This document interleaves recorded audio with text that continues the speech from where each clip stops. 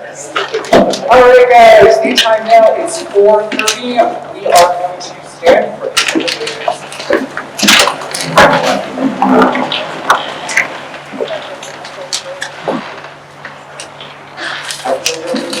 to the flag of the United States of America, and to the republic for which it stands, one nation, under God, indivisible, with liberty and justice for all.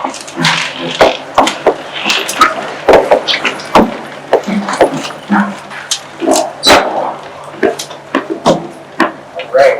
Welcome to the Seabrook School Board meeting on Tuesday of January 11th, 2022. Can you get a roll call? Forrest Carter. Yes. Jennifer Hubbard. Here. Kelly Huber. Here. And Christina Kaiser. Here. Everybody good? Yep. All right. Let's move on to item number 2, approval of minutes. And we're going to start with the November 9th regular meeting minutes. Do you have a motion to accept those? I'll second. Online voting is open.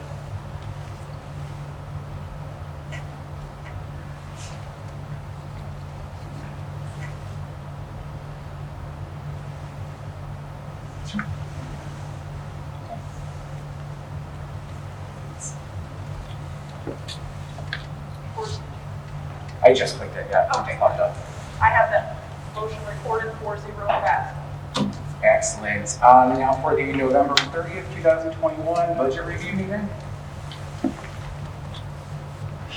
Make a motion approved.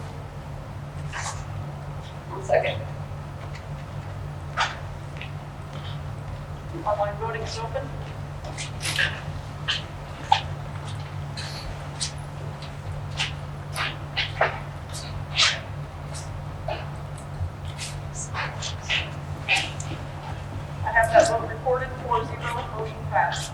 All right, and the meeting on December 16th, 2021, the special meeting.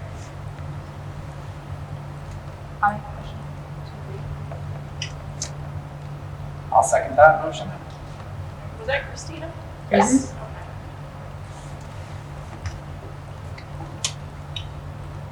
Online voting is open.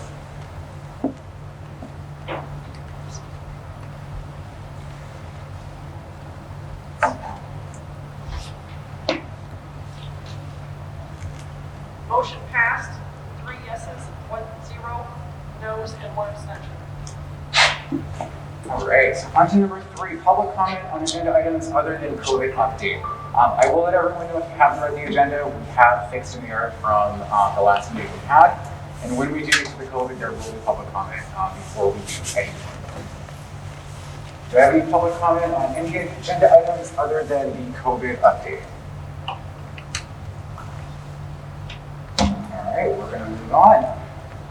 We're going to start tackling number 4, the reports, starting with the superintendent's report. Okay, I'll be very brief. Just noting a couple things. Joint board meeting is coming up on the 25th. We will have a non-public discussion of safety and security protocols during that meeting by request of some of our board members. Also, just noting that we are looking to schedule in early February a roundtable with our legislators from across the region. There are about 200 bills that impact education that are proposed for this legislative session. And I know folks who are on the policy committee and who've reviewed policies for this meeting, you'll note that there are a lot of legislative impacts that have affected our policies for this year. So stay tuned for that date. There is a Senate Judiciary hearing being held tomorrow regarding the device concept legislation from last session. And so the School Board Association can provide additional information on those topics if you are interested. Excellent. Any discussion from the board?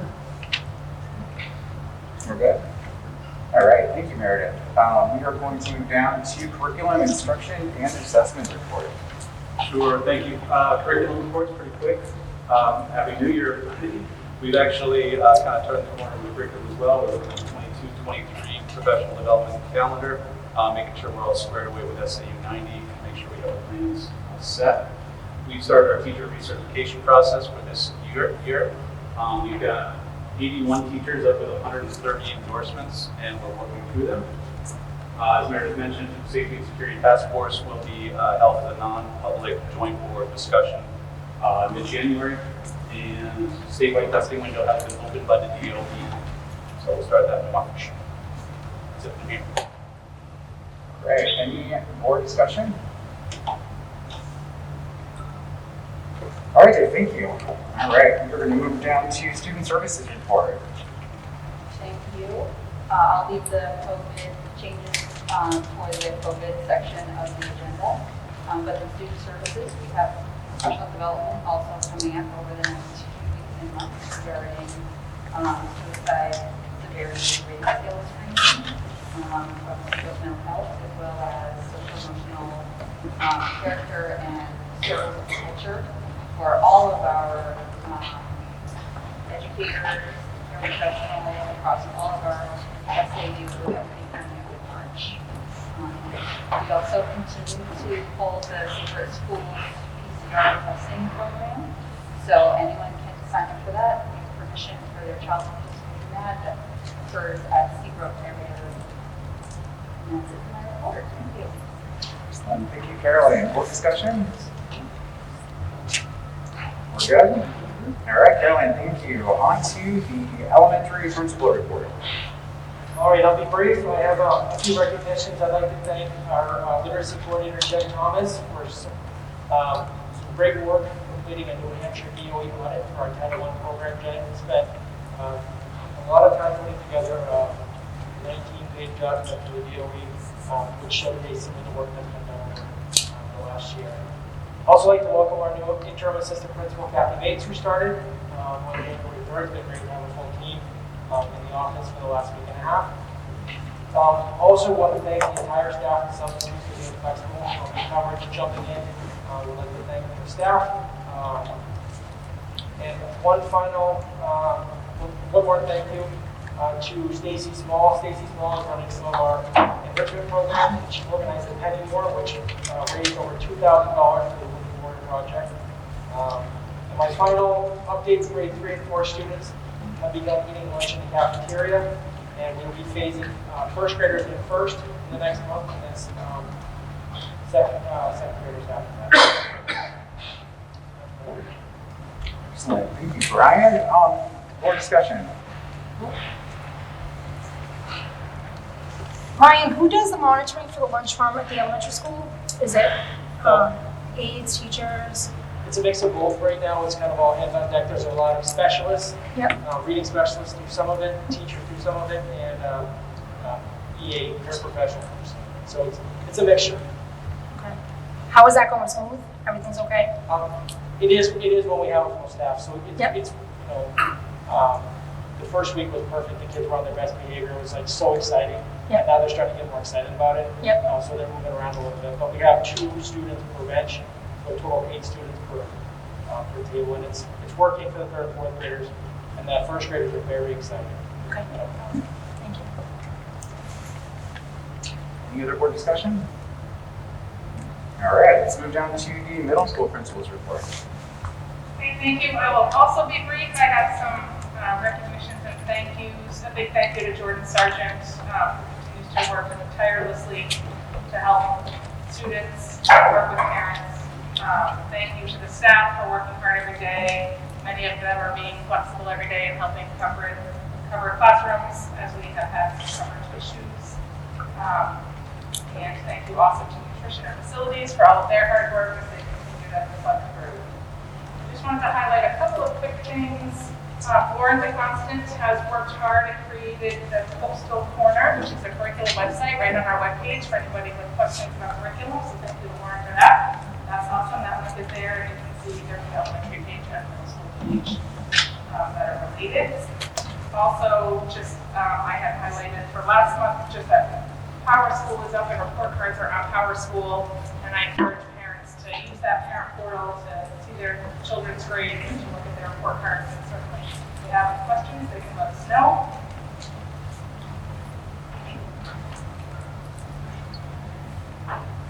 And then I just, in my report, just highlighted some fun science stuff. Our science teachers have been great about sending us some great pictures of the experiments they're doing. They're doing a lot of hands-on activities each month. I'll highlight a different subject area. What's going on curriculum-wise with that? That's my report. Excellent, thank you, Aaron. Board discussion on the SMS report. We're good? All right, moving on, facilities report. So I think, So the facility report was submitted by the director, Peter Mora. It outlines the normal repair and maintenance. We have seen actually an issue in the 8th grade wing with our floor tile. So when that wing was, the tile was replaced many years back. It appears that during the installation that they did not remove the existing carpets glue, and they glued down the tile glue on top of the carpet glue, and now we're seeing tiles coming up. This is becoming a safety concern and a trip hazard. So we are looking to replace that whole wing, so that's 4 classrooms and a hallway. We have inspected the remainder of the middle school, and it does not appear that we're having similar issues elsewhere. However, it will be a substantial cost to replace that section of tile.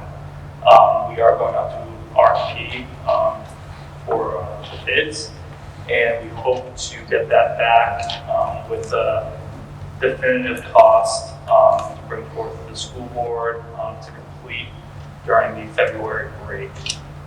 So we do have some preliminary estimates of approximately $30,000.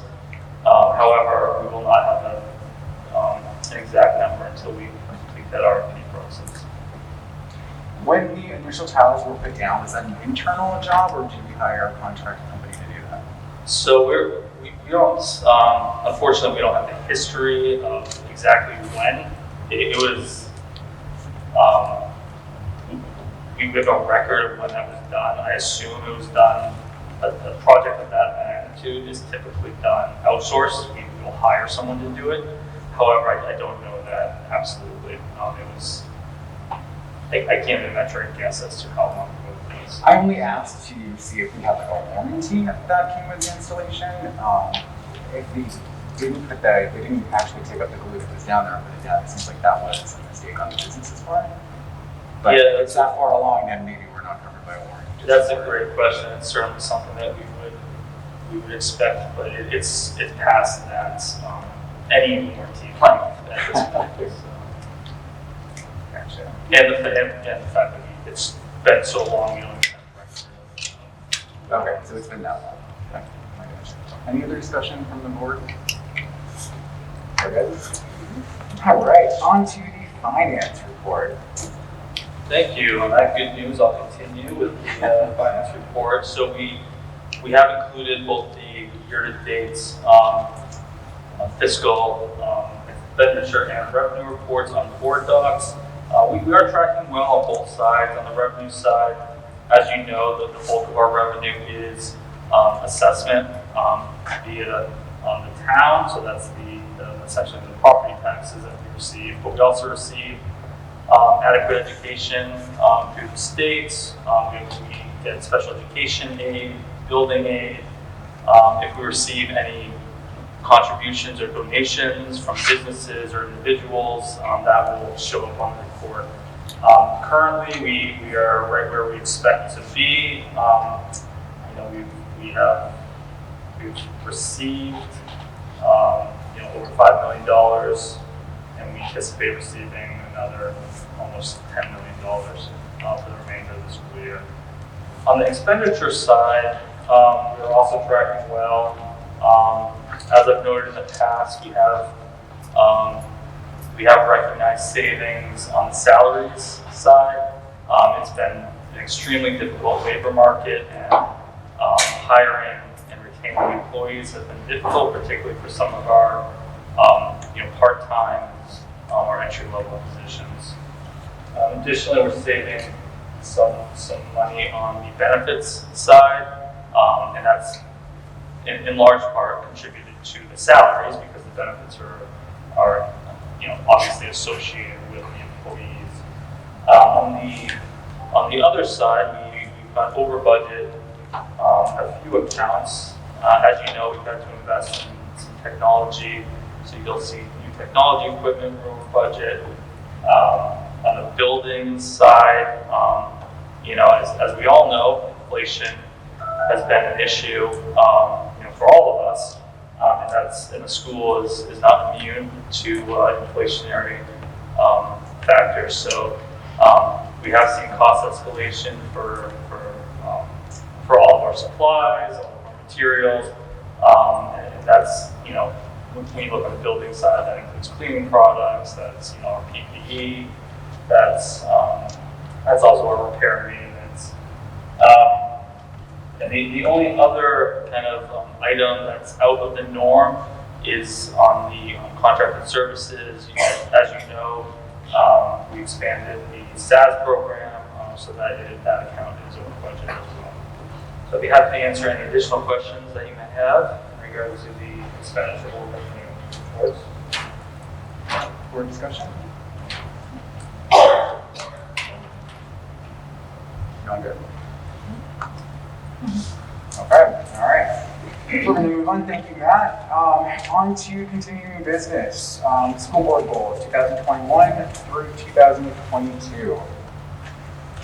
Meredith, you and I did discuss this, and we definitely do need to get these board goals kind of like identified and worked out. So I'm actually going to request that we set up a meeting specifically for that, where we can discuss board goals. We can try to draft them out, take a look at where we were last year. I know originally we had planned to do this in October, I believe, and it's probably been earlier than that, actually. Probably August is when we actually do plan this out.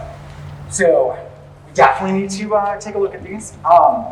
Do we want to wait to the end of the meeting to discuss scheduling a meeting? Yeah. You guys on board with that? Yeah.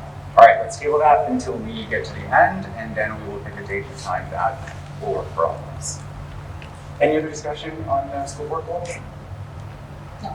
We're good? Meredith, did I cover that? Does that work? Okay, excellent.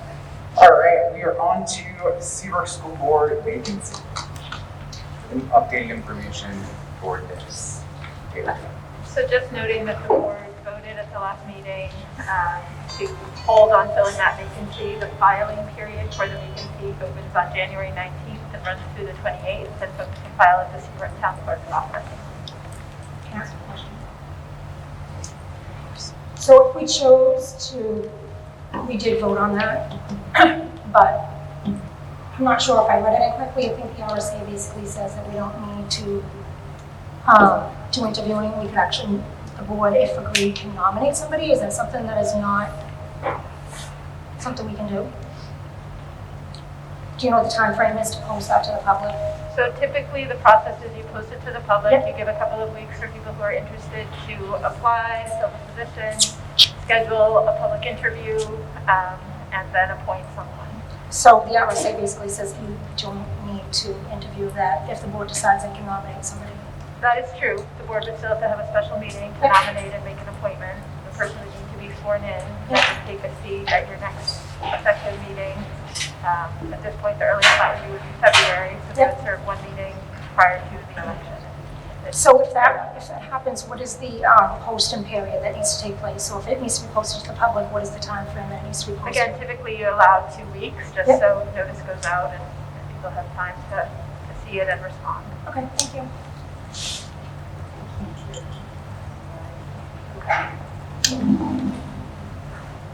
I thought you had something to say. No, I didn't agree with that. I was just going to lean forward.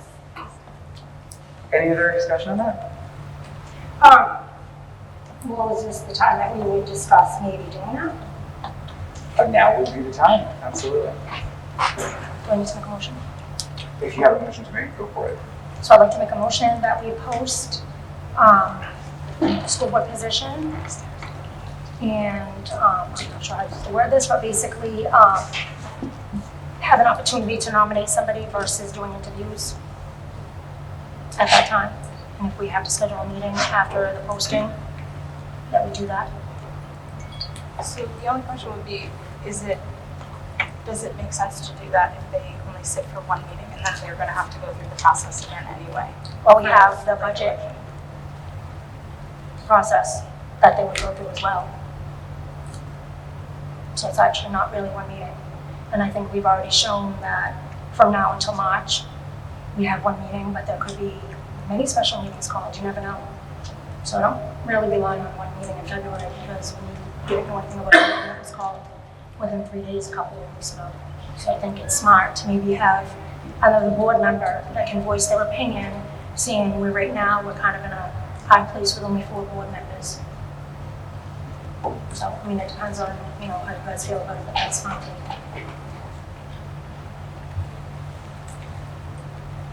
Any other discussion in this area? You need a second motion. I didn't just order to make a motion, sorry. Yep, no. Do you mind, can I have her say that again, just so that we get the repeat of it? Does that? That I'd like to make a motion to post the school board interim position to the public time frame that is allowed. And that we, as a board, can choose to nominate somebody at that time. Do I have a second for the motion? I'll second it. Jen, second. And let's take a vote. No, go for it. Sorry, I just have a question. So if you have to verbally do the vote, does it have that? Oh, yeah. You can't hear me? Speak up a little bit. My question would be, if we're going to do that, so your motion, I'm confused if it's, are we posting it and that people are applying, or are we just? Well, if we don't have to post it, Meredith said that we do. I mean, does the RSA state we actually have to post it? Because I don't see that it said that. Can't we just nominate somebody and then I'll vote on it? Right. So I had read the RSA and I actually have it on my phone. I have my phone in here with me. And the RSA basically says that the board can opt to nominate somebody. And that I didn't see anywhere where it has to be posted. So we would nominate somebody tonight? Is that what? We could. We could nominate somebody. We could have a special meeting in a couple days, but there's nothing saying that it has to be posted from what I read. Waiting for the RFP.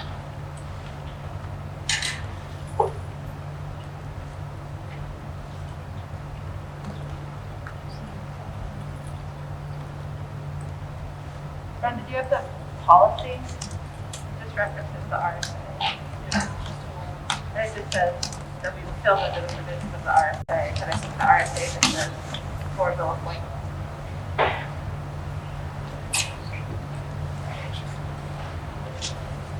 Says interested letters must be sent.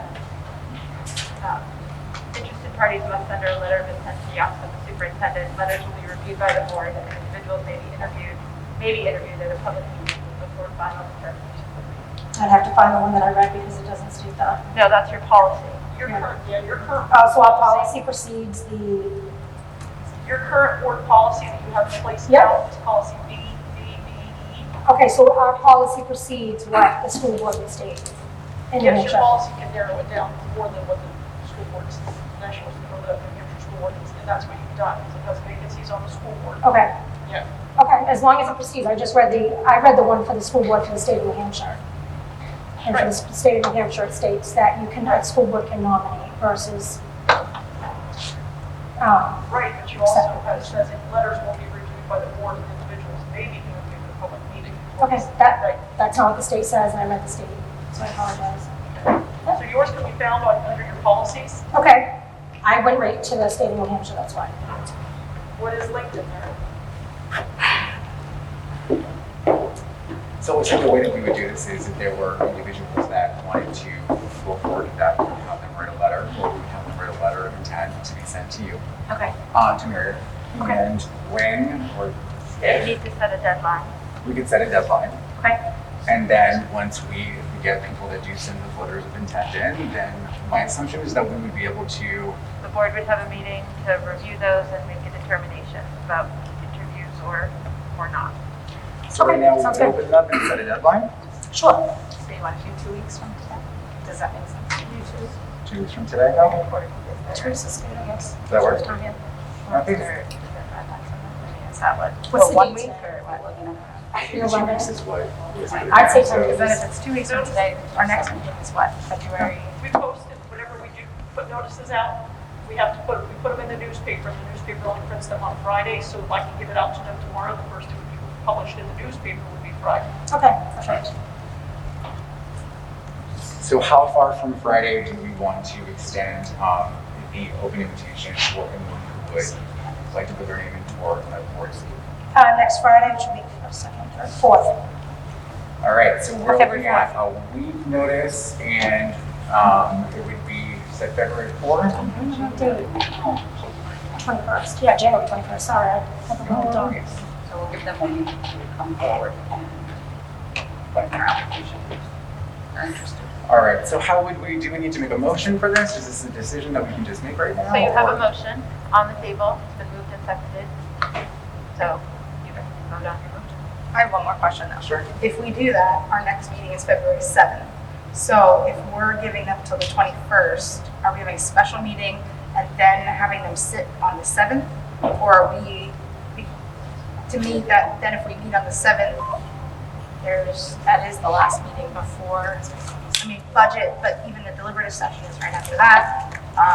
The budget hearing is on, well, Monday is the public hearing for the town, for the budget committee, which is before the deadline anyway.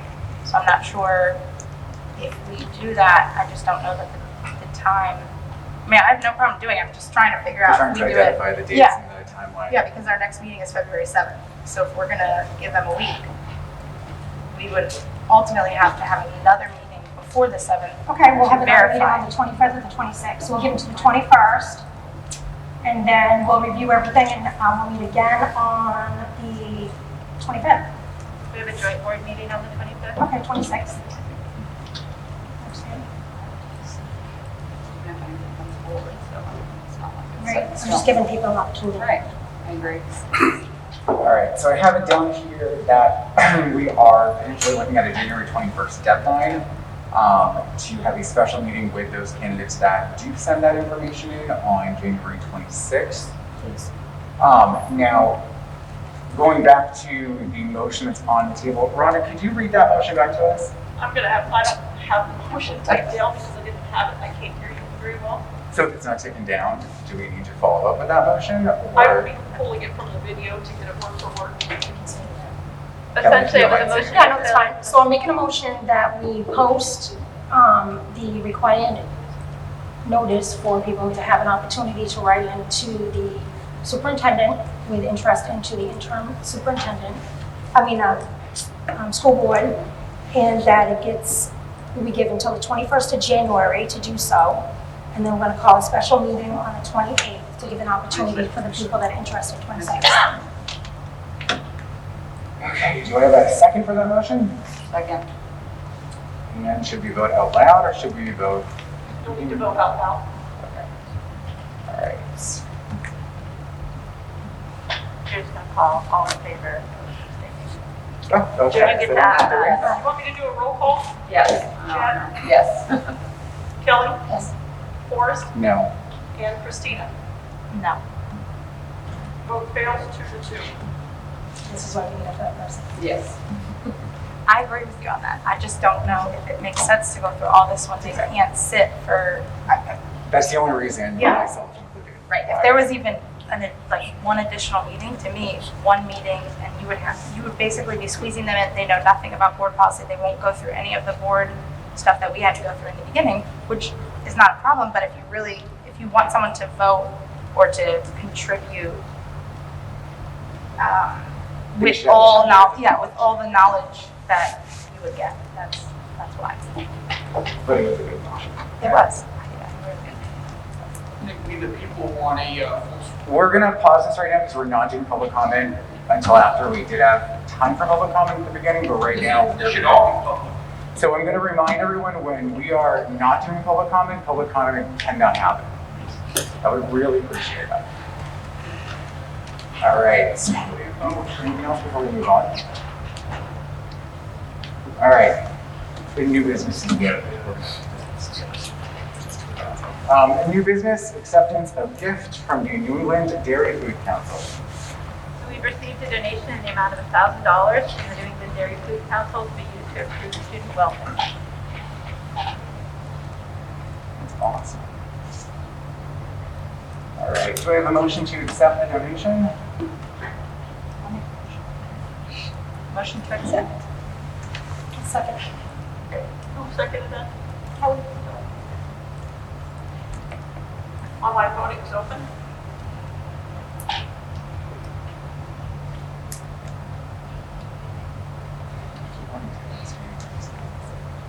The first one.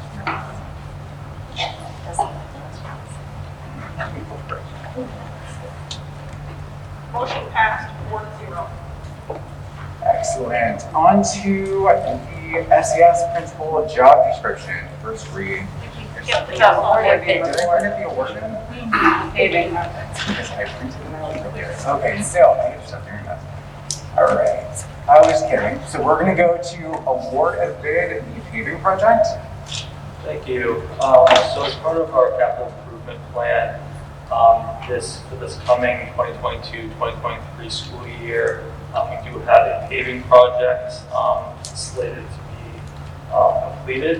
That will be on the ballot as a warrant article, proposed warrant article. So we did conduct an RFP to get locked in pricing for that project.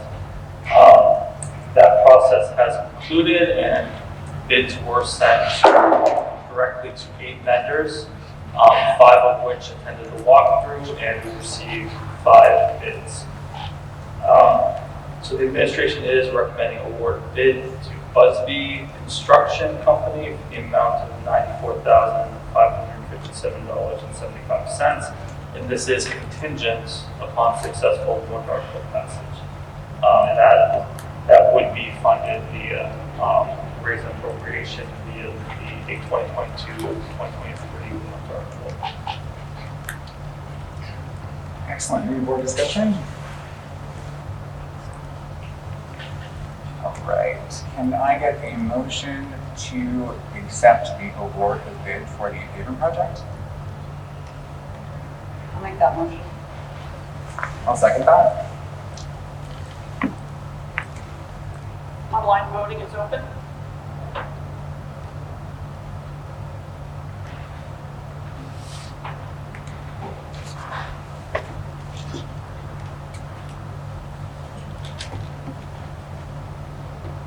Motion passed 4-0. Excellent. All right. On to the SES principal job description, first read. So included in your packet is a draft job description for the board's review for the elementary principal. It's consistent with state requirements for principal licensure and duties, as well as other elementary principal job descriptions across the district. So we put it in here for you to review, provide any feedback, questions, comments, and then we would bring it back to your next meeting for adoption.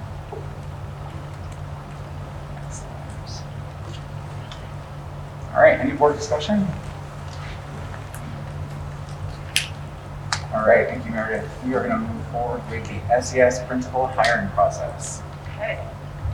So also in your packet is a proposed hiring process for the elementary school principal. We posted the position on Friday, December 3rd, and applications closed this past Friday, January 7th. So the next step would be to form a search team, including school board members, administration representation, staff from Seabrook Elementary School, as well as parent and or community representation. We would ask that the board fill board, parent, and or community representative slots, and I would invite folks to reach out to me from administration and the staff if they're interested in being part of the committee. We would try to hold an organizational meeting of that committee on January 21st, review the applications between January 21st and 25th, have a meeting on the 25th to determine which candidates would move forward for interviews, conduct interviews the week of January 31st, and the week of February 7th, additional interviews were defined. Hope to potentially have a special board meeting on February 15th to appoint any principals. I have one question. In the draft, it says the term of 12 months, and I know that we did 24-month before previously. Is it typical for the first sign-on to be a 12-month?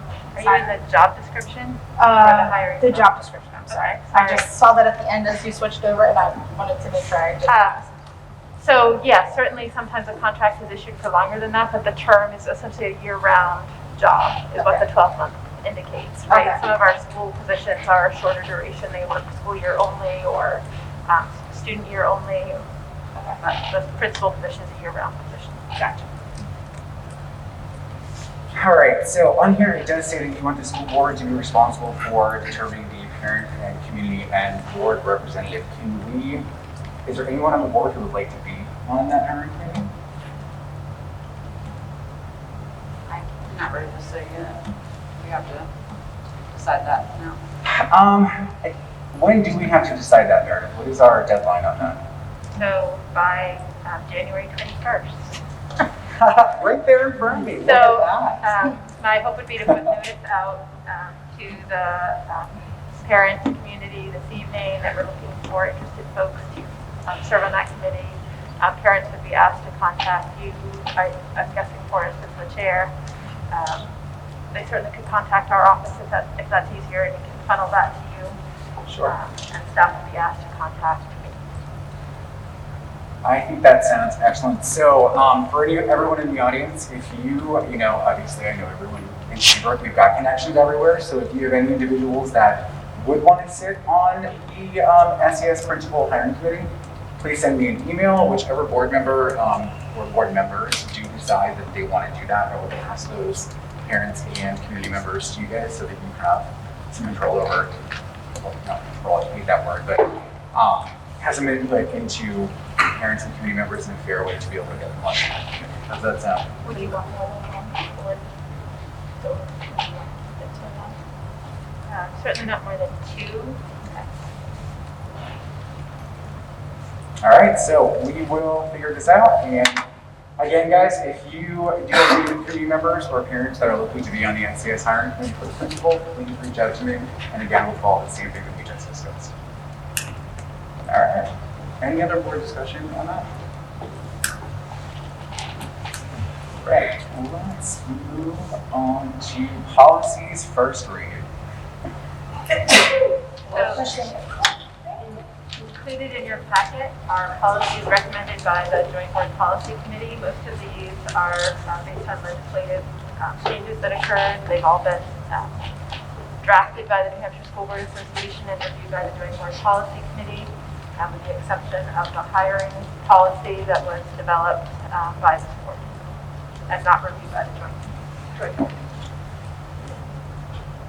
So we will do the first read. I'm assuming that in February we'll have a second read and then do the Second vote. read is adoption. Yep. Okay. Excellent. Any board discussion on the first read of the policies? Going good? All right. We do have some new business. Meredith, I think we as a board, I'm not trying to speak for everyone, but there is some concern over student behaviors and bullying. I definitely want to make sure that we do find time to get to this tonight. Is this a good time to bring that up, or would it be better for us to go through the rest of the agenda and then as the last item, bring that up? So typically, the recommendation would be that the board not add items to the agenda that aren't already on the agenda. Best practice would be to schedule that for a future agenda, but if the board decides it wants to add that tonight, I think this would be the best time. I personally do feel it's important for us to discuss this tonight. Any sort of mistake or anything not putting it in the agenda, I will even take that on myself as I'm just thrown into the acting chairman right here. So I will take the brunt of that, but I definitely do think that it's important for us to have a discussion and feel this out where we are and hopefully come up with any solutions to any issue. So what would be a good place for us to do that? Probably as good as it gets. All right, let's do it. Ellie, I don't mean to put you on the spot. Do you mind opening it up? No. So, obviously living in Seabrook and knowing people and being in a lot of places because I have 10-year-olds, I've had many people approach me with some pretty disturbing situations that have happened to the children themselves. And I'm not gonna mention names, but there was a certain situation that was supposed to be addressed here tonight. And she will make the next meeting, but she basically pulled her child from the place that she grew up to go to a different school because she was basically bullied to the point where she wouldn't come to school anymore. And it was brought to the principal, it was brought to staff, there was calls made, she showed up at the school several times a week for weeks on end. Her daughter sat outside the principal's office and ate her lunch because she was afraid to go to the cafeteria, and nothing was done. And it got to the point where the resource officer wasn't aware of it until the parents showed up at the school. And So I'm not trying to cut you off, Kelly, that parent met with me for the first time last Monday. I know. Had, through that conversation, was intending to provide me with additional details, which I received today. Yeah. I've already assigned an investigation regarding that report. That parent first reached out to me prior to vacation and met with me for the first time last Monday, so we are in the process of investigating her concerns.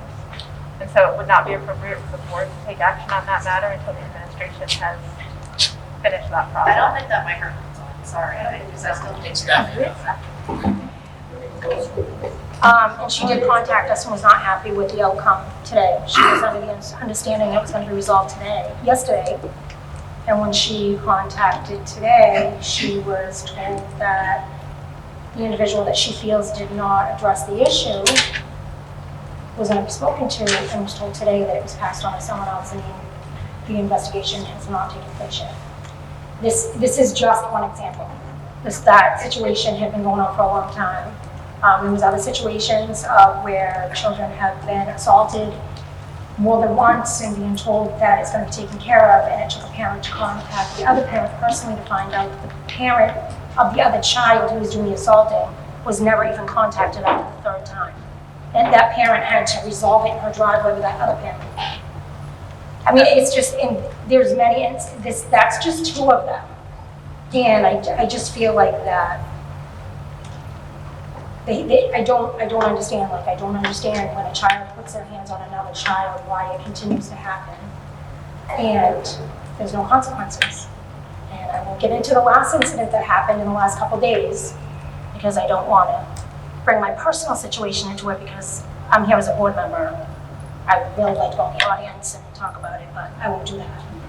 But I think we all know what I'm talking about, and I think we're at the point now that we need to stop focusing on maybe behaviors and the bullying and the issues versus what we've been focusing on for the last 2 years, and we all know what that is.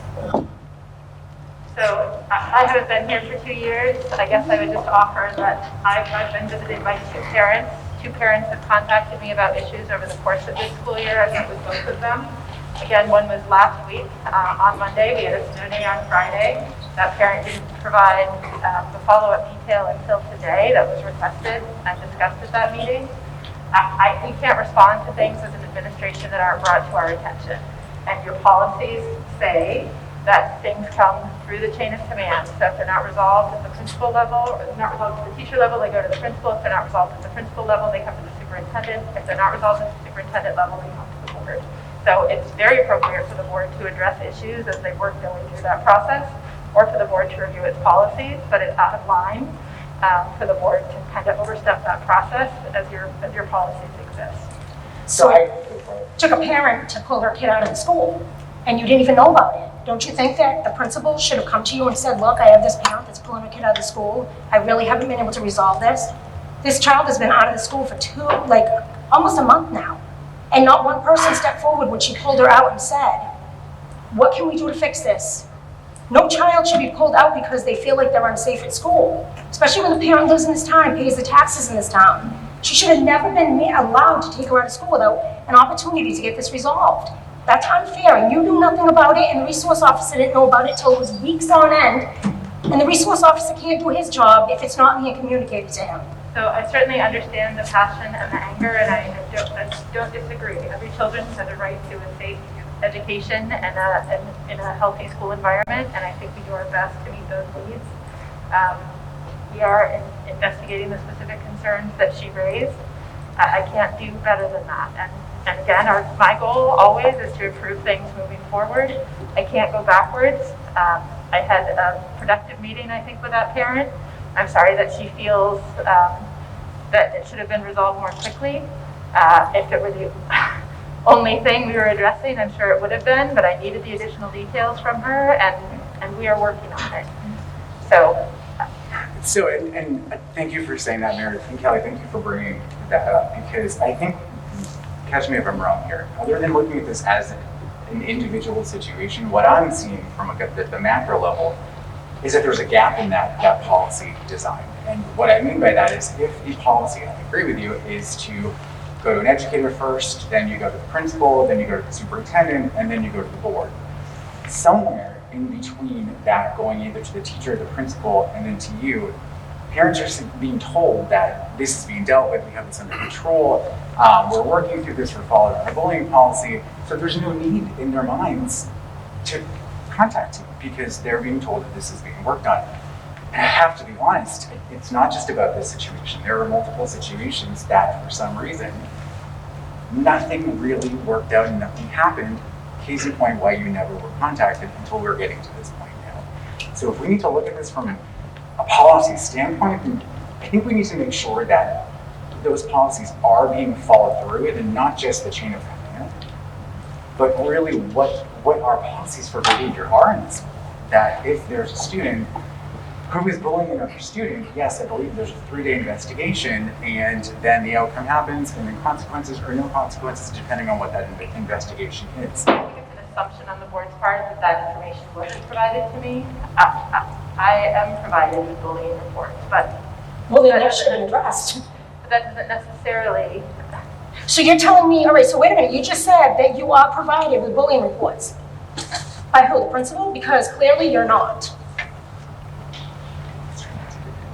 So the policy requires that those reports come to me.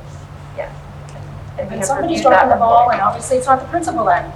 If you're saying you get the reports, Meredith, you just said you can't do anything about it if you're not aware, but you're saying that you get the reports. Well, then you should have gotten the reports when this girl is sitting on the principal's office floor eating her lunch every day because she's scared to death, and she gets a text saying, we hope you kill yourself. What you're saying is super important, Kelly. I'm feeling like this is definitely a discussion we need to continue now that we've made this very clear that there are behavior issues and there are bullying situations, that we continue this discussion in non-public. Just in the case that I think the public needs to know this stuff. This is incredibly concerning to everyone. We don't have a problem talking about COVID in non-public. Why can't we talk about this? This needs to be talked about. When you have a kid that goes to school and on her cell phone, someone sends her a message that says during school hours, I hope you kill yourself. And she brings her phone into the school and they say, well, we can't, that's a fake account. We can't verify that.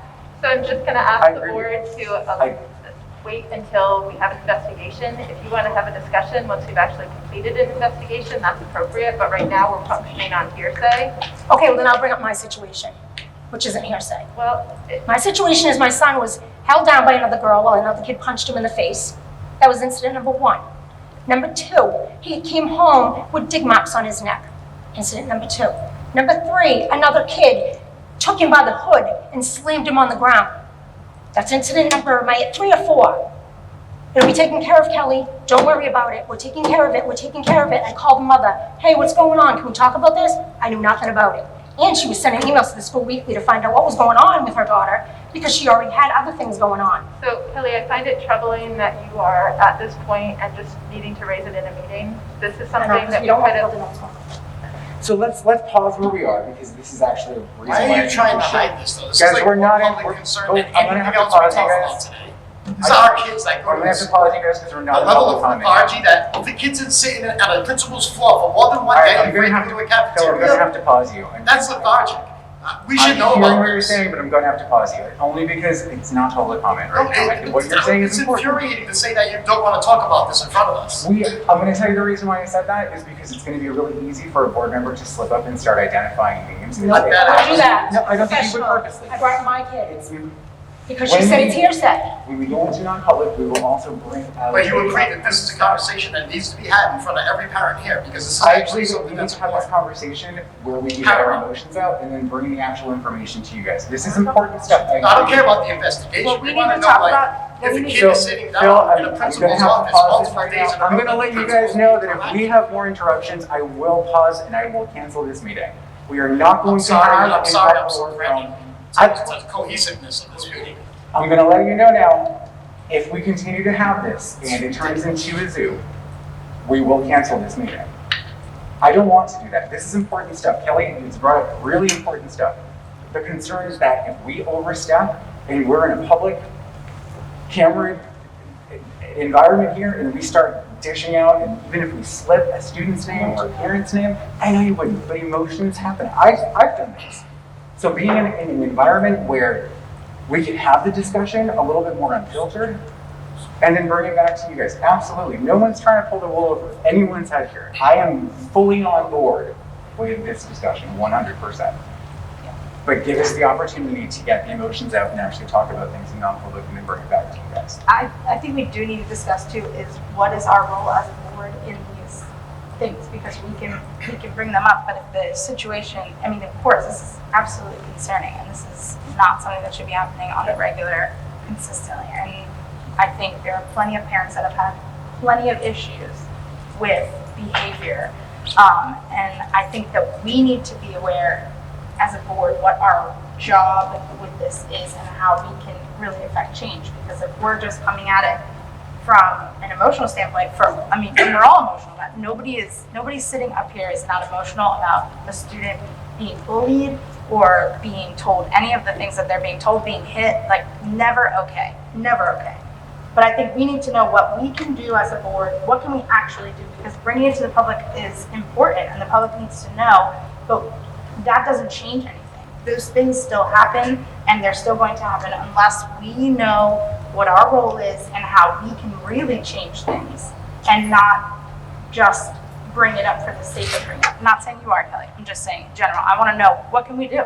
What can we do up here to change it for both now and in the future, so that when we have these situations, what is the right process? What can we share with parents?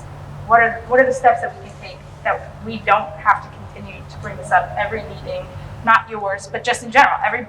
There's really having a hard time with this. I'm having a hard time. And her point was that there's more important things going on in the school than COVID and masks. That's what she was getting down. I'm not a doctor, and So- we had no right to mandate masks, and we did that. So where do we draw the line on what we have a right to do and what we don't? Let's just stay focused on this, okay? Because this topic you brought up is so crucial. And Meredith, I will say, when we do bring this up in non-public, and we will bring this information back to you guys, it's more than just third-party information. In fact, there's information that I need to discuss with the board and with the administration as well. That is exactly aligned with this right here. So, Kelly, thank you for bringing that up. Please do not feel, public, that we are not going to fill you in or we are not going to keep you in the loop. We absolutely will. I want to remind everyone that our main objective is to maintain safety with our students. And this is a big thing that is happening. And I would just encourage the board, if you have safety concerns, when someone brings those matters to you, you need to let me know, because I can't address things that I'm not aware of. And I'm hearing from every member of this board that people are reaching out to them with concerns, and yet the first time I'm hearing about them from this board is today. As I told you, I met with that one parent previously. Can I say one So not true. If they're reaching to her, that means the administration itself is failing.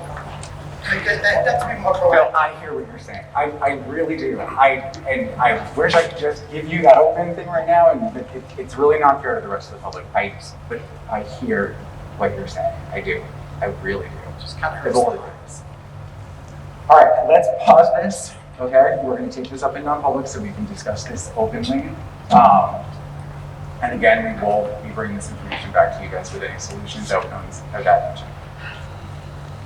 All right, let's move on to number 7, which is the leave request. So those are all non-public. What is the agenda is here? It says it like, I tried to They're personnel, prepare they are the not. agenda, and I just did not make any sense. Or should you do it?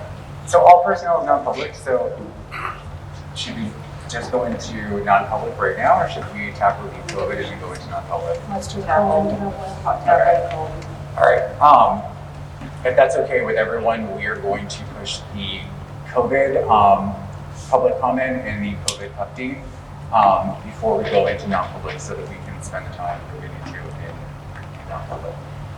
All right. So at this time, I'd like to open up public comment that is specified to COVID and school policies. Do I have anybody in the? Just one thing. So, Melanie, I have a 7th grader and a 4th grader. So, just so, not that I want to keep on talking about it, but it appears that the policies are not clear to a parent.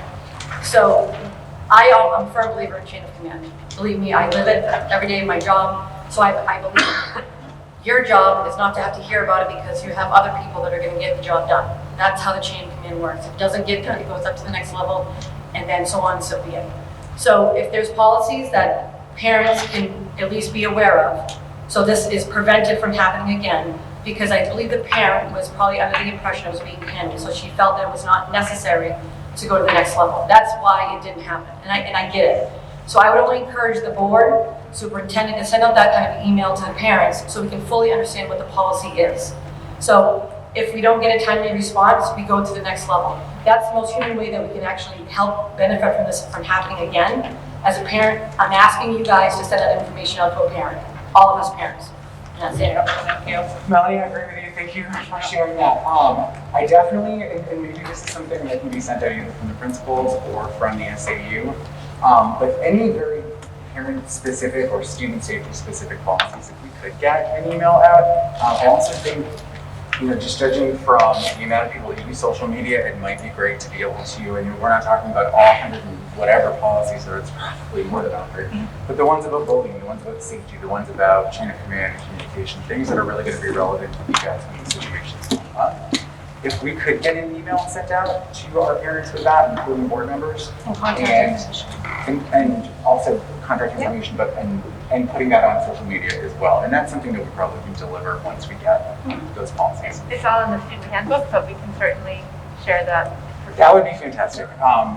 Sometimes handbooks, if you're like me, you put them in front of you and you go right to the holidays you're getting off, and sometimes that's the only thing you actually look at when you're in there. So I think it'd be important to be able to deliver those specifically.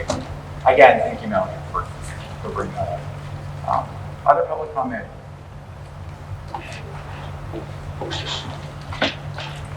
Hello, I'm Marlene. I'm a 7th grader here at Seabrook Middle School. I just wanted to touch upon, as a student, how I think about the mask policy. Now, online school. So say this meeting or further meetings in the future lead to online school. I'd just like to show my stories with fellow classmates that there was less participation, less people showing up to school, and now it may just be their fault, but also they're getting less education. So I feel as though as a student, online school, it can work for some people, with social anxiety and mental health, but me as a student, I'm a very visual learner. It was a very difficult time for me to be online and have little help at all. Now, when we were in 6th grade year, last year of online school, it was a better, more educated experience, but in 5th grade, we had little to no help. And I just feel like I'm not assured the best education I could have as the same as online school and in-person school. And now, majority of our kids in the school are not wearing their masks correctly. They're not wearing them the best that they can. So if we want to continue our mask mandate, I just don't think you as a board can reassure us that everybody will wear their mask correctly. Because that's the best way that we would be able to protect ourselves and each other. But that is not guaranteed. And now, mask mandates are a very important thing, but also how the teachers come to us with mask mandates. Now, before the mask mandate, I was told by numerous teachers about getting the vaccine and what they thought about our president. Now, that is not appropriate, nor do I really want that opinion when I'm trying to learn. And now, it's not only unprofessional, but certain teachers were also congratulating kids for wearing masks prior to the mask mandate. It made me feel that I wasn't doing my best job when I was trying my best in school, being a straight A student, but I had to qualify for that in order to be a congratulated student. And now, I'm not saying my school is the smartest bunch, but I don't think that bringing a political opinion is the best way for us to learn, nor is that in our criteria. Correct me if I'm wrong, that it used to be an unspoken rule to not talk about your political opinion. So I think that still stands today, whether we have a global pandemic or not. And I want to share a quick story with you about when I was getting a little cold. Now, the weather was changing and I have severe allergies. So I asked my teacher, I will not name names, but I asked them to go get cough drops from my locker. Now, this teacher said that that may not be okay, so she called the nurse, and I was sent down to the nurse to go get cough drops from her.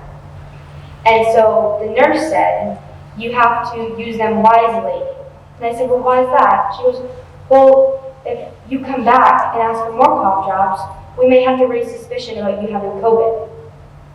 That made me feel that I was treated unsafely, that I was considered a higher threat to some of my peers. I wore my mask, I stood away from kids, and I washed my hands frequently. Now that's the best I could do for someone who's very healthy and knows my previous health situations. So to me, COVID wasn't a question, but it was a considered question to my teachers. So I just want to know as a student that we are being protected, but in a way that isn't just about masks, it's about being protected mentally. Because teachers seem to think that we're the problem, that mask reasons are so high. But I'll catch teachers without their mask on talking to us, having their mask down in front of us when talking.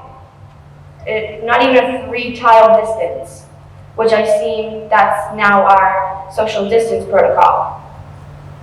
So I just want to know as a student that we are being protected, not just physically and our health ways, but also in a way that we feel comfortable to go to school. Because bullying is a big thing, but also being safe in our own school if there's no mask mandate or if there is. I think that it's considered an option, and it should be an option for the kids that need it to feel safe, and the kids that have higher health problems should not have to wear it. Thank you. Thank you, Ron.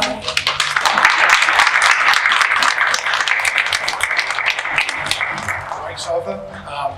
Good job, Molly. Thank you, Marley. I'm very proud of this. I want to kind of brush off on what she was just saying, kind of. It seems Your address or affiliation? Seabrook, New Hampshire, I have kids in school. I know, oh, you said what's your name, I just didn't know. You're a parent? Yeah, I'm parent, yeah. The Seabrook resident? Yes, yeah. I have kids in the middle school and the elementary school. Kind of come off what Molly was saying, where teachers are more concerned about the COVID than anything else, and especially education. I'm not saying all teachers, but a lot of them do. I'll give you one example.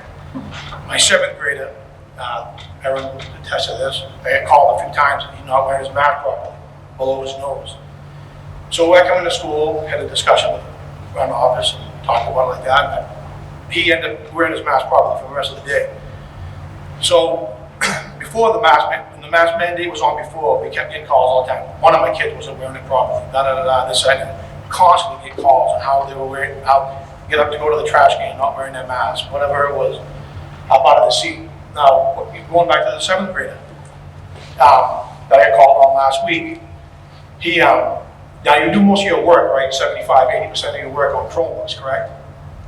Would you say that, would the teachers say that? At a rough estimate?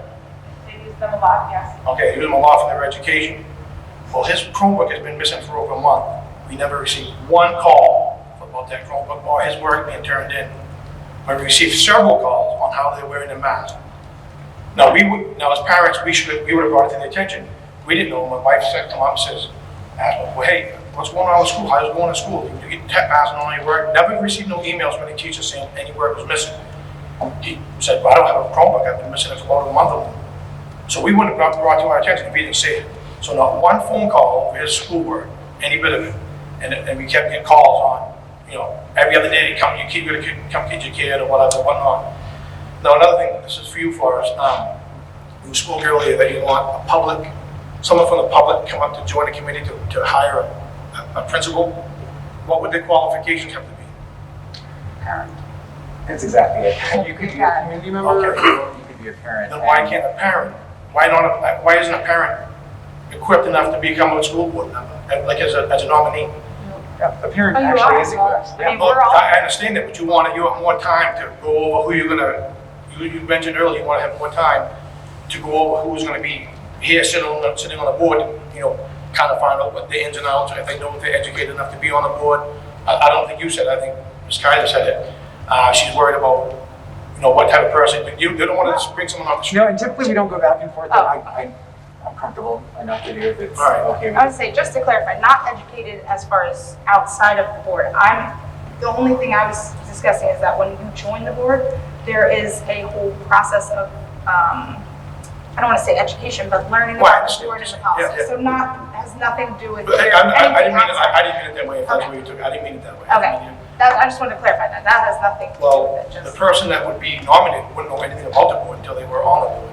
Correct. Right, but they would need when you join the board, let's say after March, after the election, and you get voted on, there's a process that you go through to learn the policies, to learn your, You have like your individual role. meetings with the yeah, superintendent. You right. have There's just a lot of certain amount like information things, that goes. red tape, right? I mean, is that a way to say it? I don't know if I want to call it in a negative way, but there's a lot of things that you do. So it's not just a joining and then you just make, decisions. Because at that point, it's all emotion, Yeah. right? Because you don't have, not that you're not educated, you could be plenty educated. Well, but just I would not be nominated. I wouldn't nominate myself for it. I wouldn't do that. You guys have a tough job. I understand that. But the thing is, to me, it almost sounds like 6 and 1/2 dozen the other way. I heard that. You know what I mean? You're okay to come on board even just as long as you're a parent or a citizen of the town to come, elect to hire a principal, which is, in my eyes, is a very big job in the school. You know what I mean? You run the school, set curriculum, whatever like that.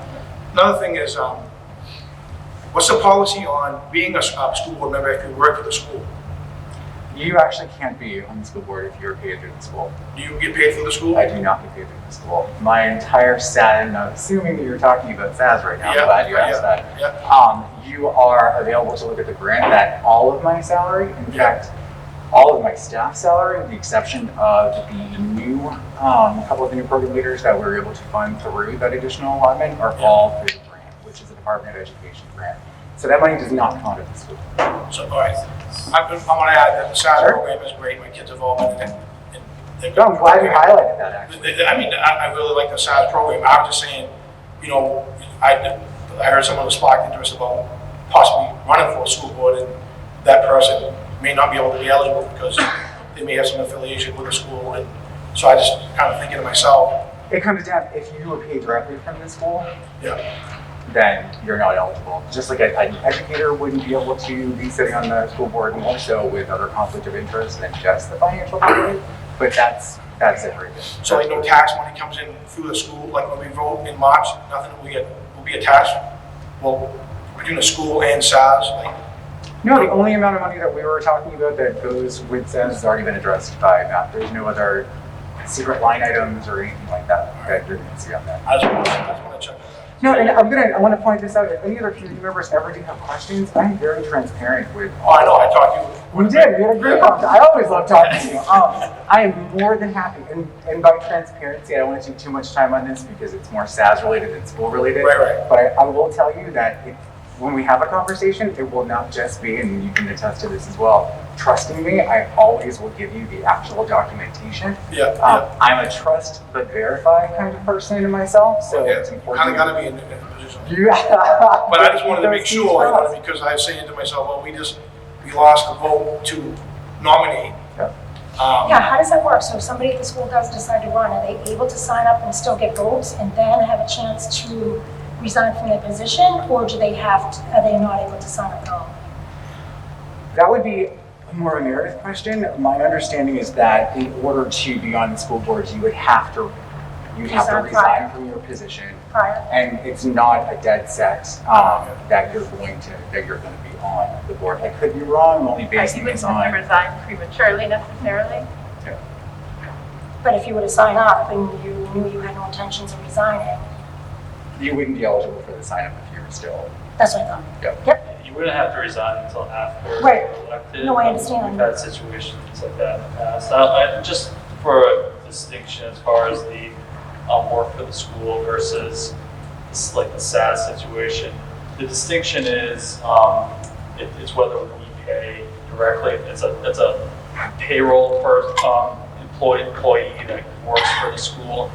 The SAS is essentially outsourced, so we contract out SAS, and they actually get the bulk of their funding via the grant. It's similar to if we have a number of outsourced employees.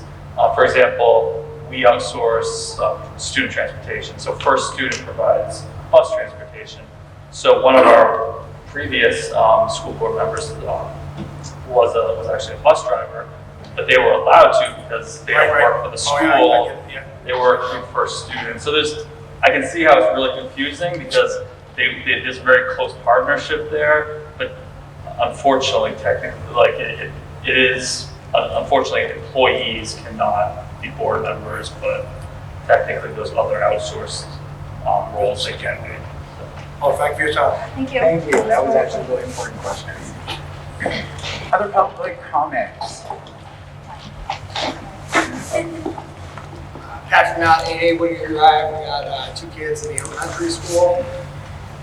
The bullying between everything that's been going on, and then now we're up here again, probably going to talk masks again. We're back in the cafeterias, which is a great thing to see. The only problem is kids are getting told in between every single bite, put your mask back up. Both of my kids have come home from soccer, well, just the ones in the cafeteria. Calvin came home from school the other day and was like, stopped eating for a second, talked to my friend, teacher's on them right away, telling them, pull your mask up, pull your mask up. Do we do this in a restaurant? Are we telling all? I mean, I've seen everybody out and about. Everybody goes out and does stuff, and we're treating these kids like they're criminals here. Like, we have to focus on not COVID. We have to focus on teaching. We have to focus on the mental health. Every day, pull your mask up, do this, do that. It needs to go back to the parent option. The parent option needs to be there. There's new CDC guidelines that have come out with quarantine periods and all this that are gonna put people in masks anyway after they test positive. They have a 5-day wait, and they come in, and then they have to wear their mask. So along with the parent choice, you can have some kids with a mask and some kids not. Like, this is the way it should be. I mean, again, every month, time after time, we're coming back talking about this. The survival rate, the recovery rate of COVID-19 in our school is 100%, which is an absolute amazing thing to see. But we're still treating these kids like we're going to be the ones that cause them to die. Like you said, we're not physicians. You can make rules on masks. You don't want people to come on board. I just think we need to go back to the parent's choice. And I mean, I appreciate it. It's a stressful time. I mean, again, I've been on an ambulance in the back the whole time dealing with this. And I know it's stressful for everyone involved. We all have loved ones that have either had it, gonna get it. But at this point, like, it's playing out. Masks optional is the only way to go to give the parents their right and the kids their right. Like, these kids don't want to sit here all day long getting yelled at about their masks. They want to be talking science projects. They want to be talking math. They want to be able to talk to their friends that are sitting next to them. But we're telling them basically, like, don't get too close. You guys are all going to infect each other. But again, 100% recovery rate. That's all I got to say. Thank you, Patrick.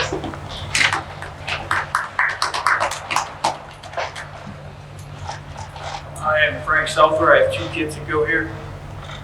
Everyone's going to plead with you on why you shouldn't do this, why you shouldn't pass a mask policy where we have to wear masks all day, the kids have to wear masks all day. I'm going to tell you why you can't. You can't do it because it violates the Nuremberg Code, Article 6, Section 3, on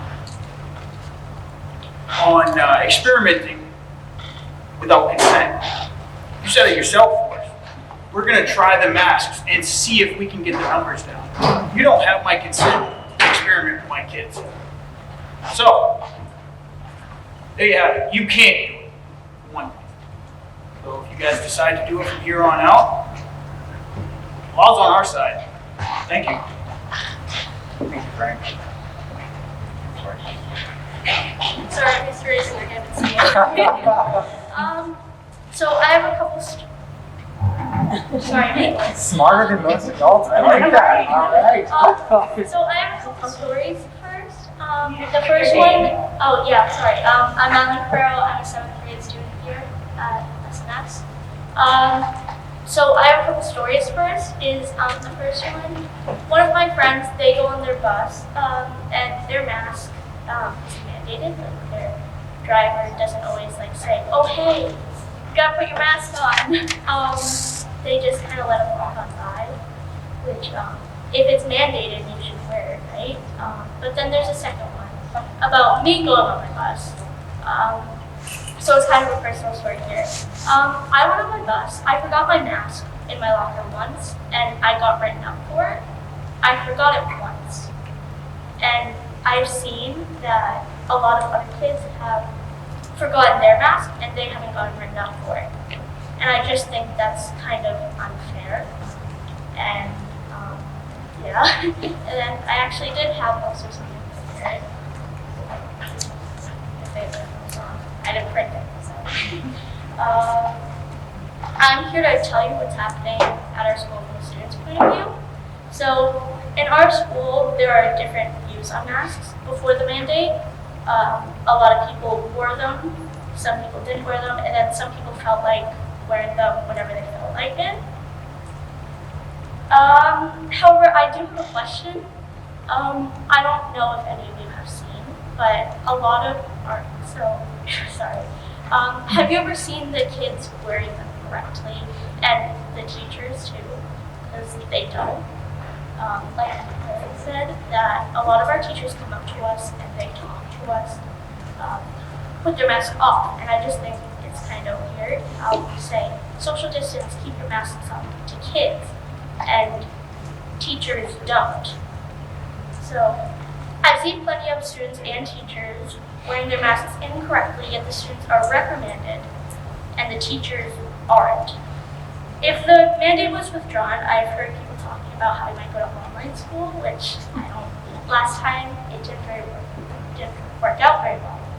Because during online school, kids' grades dropped. I will say mine did a little bit. And sorry, I lost my spot. Mostly because they had the option to skip class or go to it. Because it was online, they had the decision whether they wanted to go in or not. But kids also lost motivation.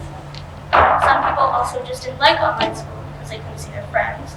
I know I never liked it because I didn't have any social interaction outside of my close family, except for on Google Meets or if I had their phone number. And now I talk to my friends every day during lunch, during recess, during class, when there's any opportunity for partnerships. And I feel so much better, mentally especially. But being social and talking to the friends isn't the only thing that masks have changed. Some students don't come to school. I have no idea if it's because they don't like masks or if they can't wear them. But that's another thing that I wanted to bring up. There are kids at our school who have sensory issues or they're claustrophobic, and the masks kind of restrict them, and it makes them hard to breathe through. So, and I find it weird. You're telling me that you're making kids wear masks that kind of corrupt their breathing for 6.5 hours a day, from 8 a.m. to 2:30 p.m. And then you only let them take it off for lunch and recess, which we didn't have recess today because it was too cold out. So we only got to take it off during lunch. We have to do that 5 days a week from 8 a.m. to 2:30 p.m., not including the time that kids have to wear them on the bus, which only adds extra minutes to it. It isn't fair, especially to kids who have trouble breathing in them. Forcing a mask upon a kid, telling them to wear it correctly when your own faculty also doesn't wear the correct way, isn't fair. COVID has been here for almost 2 years. I'm pretty sure. And I think some of us know that it's not going away anytime soon. And I think a lot of you know that. If you're still concerned or scared of it, please make your own child wear their mask, but please don't force it upon other kids. Wearing a mask should be an option. If kids still want to wear it, then they can. Don't stop them. But please do not force it on kids who don't want to.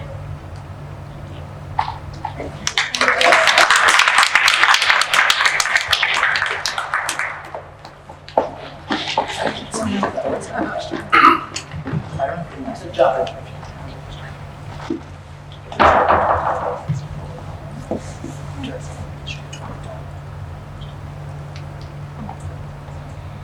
Hi. Hey, Phil. Can you formally tell us your name and where? Philip Scolati, parent, 6th grader, who hates the mask, doesn't like wearing it more than 20 minutes, says it makes him breathe weird, makes him feel weird, all that. All the good stuff, all this young lady right there spoke of.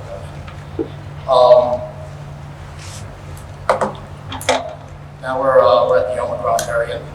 Says here, CNBC saying it's over 95% of the cases in this country. So we're over 1 million cases in a day. The president, in one of his rare moments of lucidity, said, "You barely know you even have it. It's not that much of a threat right now. There's nothing we can do on the federal level." It's a direct quote. So basically, we all had it in the house. We didn't go get tested, but one of Anthony's good friends had it, tested positive. We had the same exact thing. I woke up in the middle of the night, I had the chills. After I had the chills, I felt like I was going to get a sore throat. The sore throat never really came. Had a headache, right, for like 2 days. I have a business. I deal with a lot of people in public, and probably 60 customers a day. Out of that, like 20 of them, 20 of, like a third of my customers have had this recent one. This thing spread like wildfire. It's great. It's almost like we have very harmless antibodies just getting us. It's better than the vaccine. But anyway, so the point I'm making is we're masking children, making a pretty strong percentage of children feel wildly uncomfortable. The kids don't say that. Yeah, they suffer in silence, a lot of them.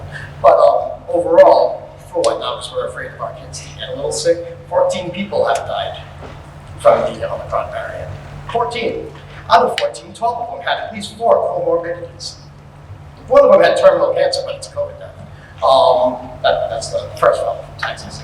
So what we have now is a bunch of parents who are willing to make about 30 to 40% of these kids wildly uncomfortable, have a whole bunch of discipline happening all the time because they're going to take the mask down because you're afraid of your kids getting slightly sick. You can't say it's because it's going to kill the older people. This variant's not killing the older people. It's not killing people. 14 out of millions. This thing is spread like wildfire. So now we're basically causing a state of discomfort for many kids in our schools, which does distract from learning, regardless of how people like to minimize it. Because we're afraid of children who are sickness sponges by definition, getting sick. We gotta stop this. This is kind of ridiculous. Most of these places have mandates.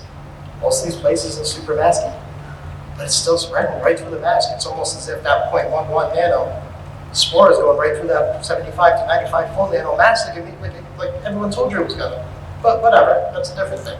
Also, now that I'm here, we were talking about process with bullying. I think that your job is to make sure, process is attached to accountability. And when a kid is eating lunch and afraid to go to the cafeteria, one day, somebody has to be proactive. Day 2, now it's almost negligent at that point. Day 3, it's beyond negligent. So there's a level of lethargy that really is going, no one's accountable for it. And that's disturbing because teachers love to say, we mold young minds. What has molded more young minds than somebody being bullied and feeling helpless and not getting help when they needed help in a timely fashion? What has molded more minds in a negative way than that? Can't think of anything else. So when I got really passionate there and I started learning things, I was lucky that I was never bullied. I was kind of choosy keyword when I was a kid. But overall, like, a lot of the people that I know that had a lot of problems, it all came from being, like, there was another thing too, child abuse. But being bullied and then never having anyone help you, and then feeling helpless and feeling like there's no one there, and just letting it go on. That is one of the biggest factors I've ever seen in people's dysfunction as they get older. And if you want to mold young minds, you have to be incredibly proactive when a child is coming to you, or when a child's afraid to go somewhere. They should not have to go to the superintendent. Like, I mean, I'm a passerby. If I see a kid eating lunch and I'm bringing Anthony at lunch, I'm going to say, hey, what's up? Why are you here? Like, oh, well, so-and-so's doing this and that today, and it's getting worse. Now his friends are picking on me. I would know in 4 seconds. And I'm just Phil, the guy who brings Anthony a lobster roll every Saturday, every Friday. Like, come on. Dropping the ball on that is kind of disturbing, and it shows something that's a pretty deep issue. But as far as the math thing goes, please just let people have their choices. You know, kids are going to do what they want to do anyway. You're only going to make a lot of them feel uncomfortable in school, which is one place you want them to feel comfortable. You're going to make a lot of them. I mean, I have like 6, 7 kids around my house all the time, and 5 of them are like 12 years old saying F school. These are kids that like never said that before. They don't want nothing to do with it. They're all like baby in it. So I mean, let's get it back to a level of normalcy. The mask is not being effective nationwide. The mask ain't being effective in our districts. The mask is not being effective against this variant. And then what? You're gonna get a cold. That's what this variant is. It's a cold. It's not that bad. It's not even a little bad. If you don't get tested, people are more afraid of the punishment for testing positive than they are of the actual variant right now. Like, oh, my life is ruined for 5 days. I can't test when I was like, right. That's what's happening, which I would say just don't get tested if you don't feel that sick. But that's a different thing. But overall, the kid doesn't want to go to school. I mean, I'm like, oh, they call him school, like, oh, he was exposed to this guy. And it sounds like Rodney Dangerfield on the phone. Like, oh, there's something better, full protocol. Just to stop the kid from going to school because he doesn't want to go. Even when I dropped him off at the rec, he just wanted to see his friends. He went with his mask on. I went back 10 minutes later to check on him. He already had the mask off. He's like, ooh. They hate it. And every one of the kids he was talking to wearing it like they were like little banditos from down here. It's not gonna help anything. So that's all. I mean, everyone, I can understand a lot of people are afraid of the previous variants and what they did. The original variant was, what it was. But, as common as like gravity is, common science, viruses mutate and get weaker over the time period of mutation. It is at a very weak state right now. It is a cold, like a little beefy cold, but still a cold. I mean, we're at the point where people are like afraid of people are abandoning science right now. Like I was looking at the phone and it was like, now the viruses are getting together and forming tag teams. Like, yeah, brother, flu rota's coming to get you. Like, just stop it. Stop scaring me. So I understand if you're afraid of the previous variants, but please be aware of the current variant. Don't let yourself have this prolonged any more than it has to be. Because I know a lot of people inherited their voices, they still shaking there. Because they're all being programmed to be afraid of where it was. It's not there anymore. They like to tell you the cumulative numbers instead of the current numbers. So instead of saying 14 people have died from Omicron, they'll say 900,000 people have died. And it's disingenuous. And also, when in the history of anyone's life here has the FDA pushed for somebody, an age group that's never been tested on to get any medication? So when I see my school pushing for kids to get a vaccine, when that age group's never even been tested on, there's no studies on that age group, it tells me a lot of what I need to know if you look at the overall scope of that. They're pushing vaccines on children when they've never even tested it in that age group. So overall, I know I was long-winded, but just stop. Please stop it. You have the power. You do. You have the power. Please don't be a two.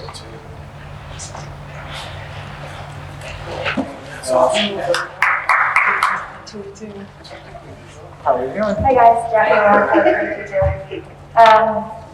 I understand, none of us want these. They're awful.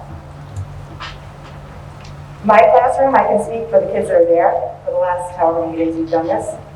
They wore them, they haven't complained. Some of them take them off for a couple minutes here and there. I don't try to police them, I didn't last year, that's not what I try to do. My best friend's an ICU nurse at Exeter Hospital.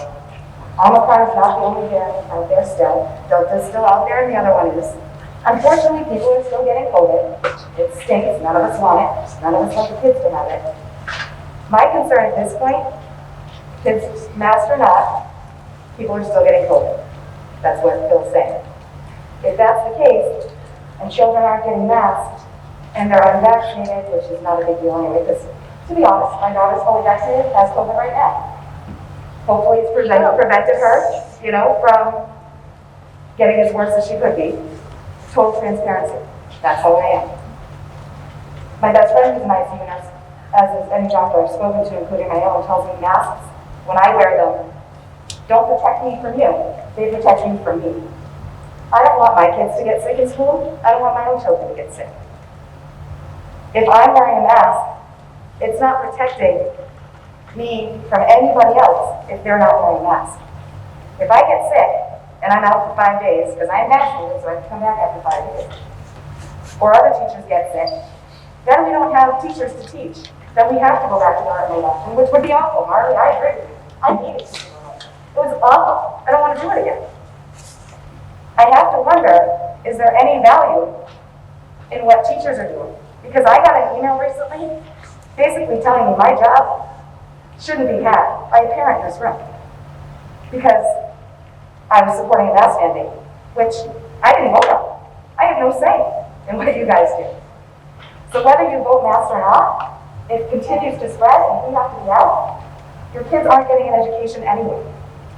So I just want to let you know, this isn't the teacher's choice.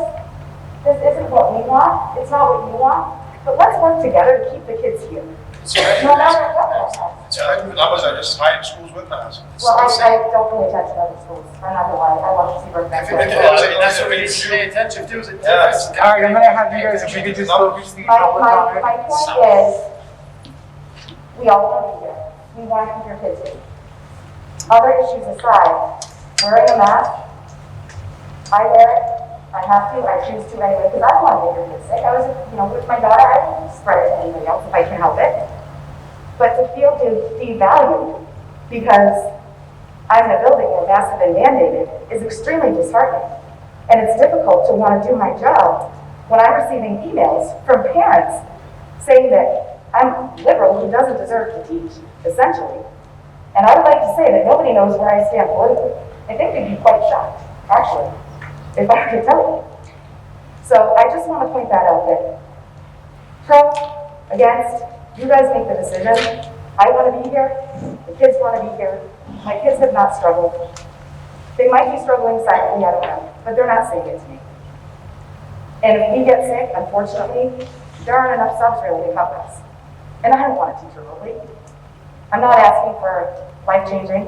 Last year, we were going to go remote in August. And the big push was wear masks, wear masks, wear masks. We'll go to school that way. And it worked. And now, it's like, don't wear them. And I get it. My son is wearing them at school. He has to. Did your children go to the school? Did I? No, did your children go to the school? No. But they have to wear them at their school. It shouldn't matter what if we wear them here though.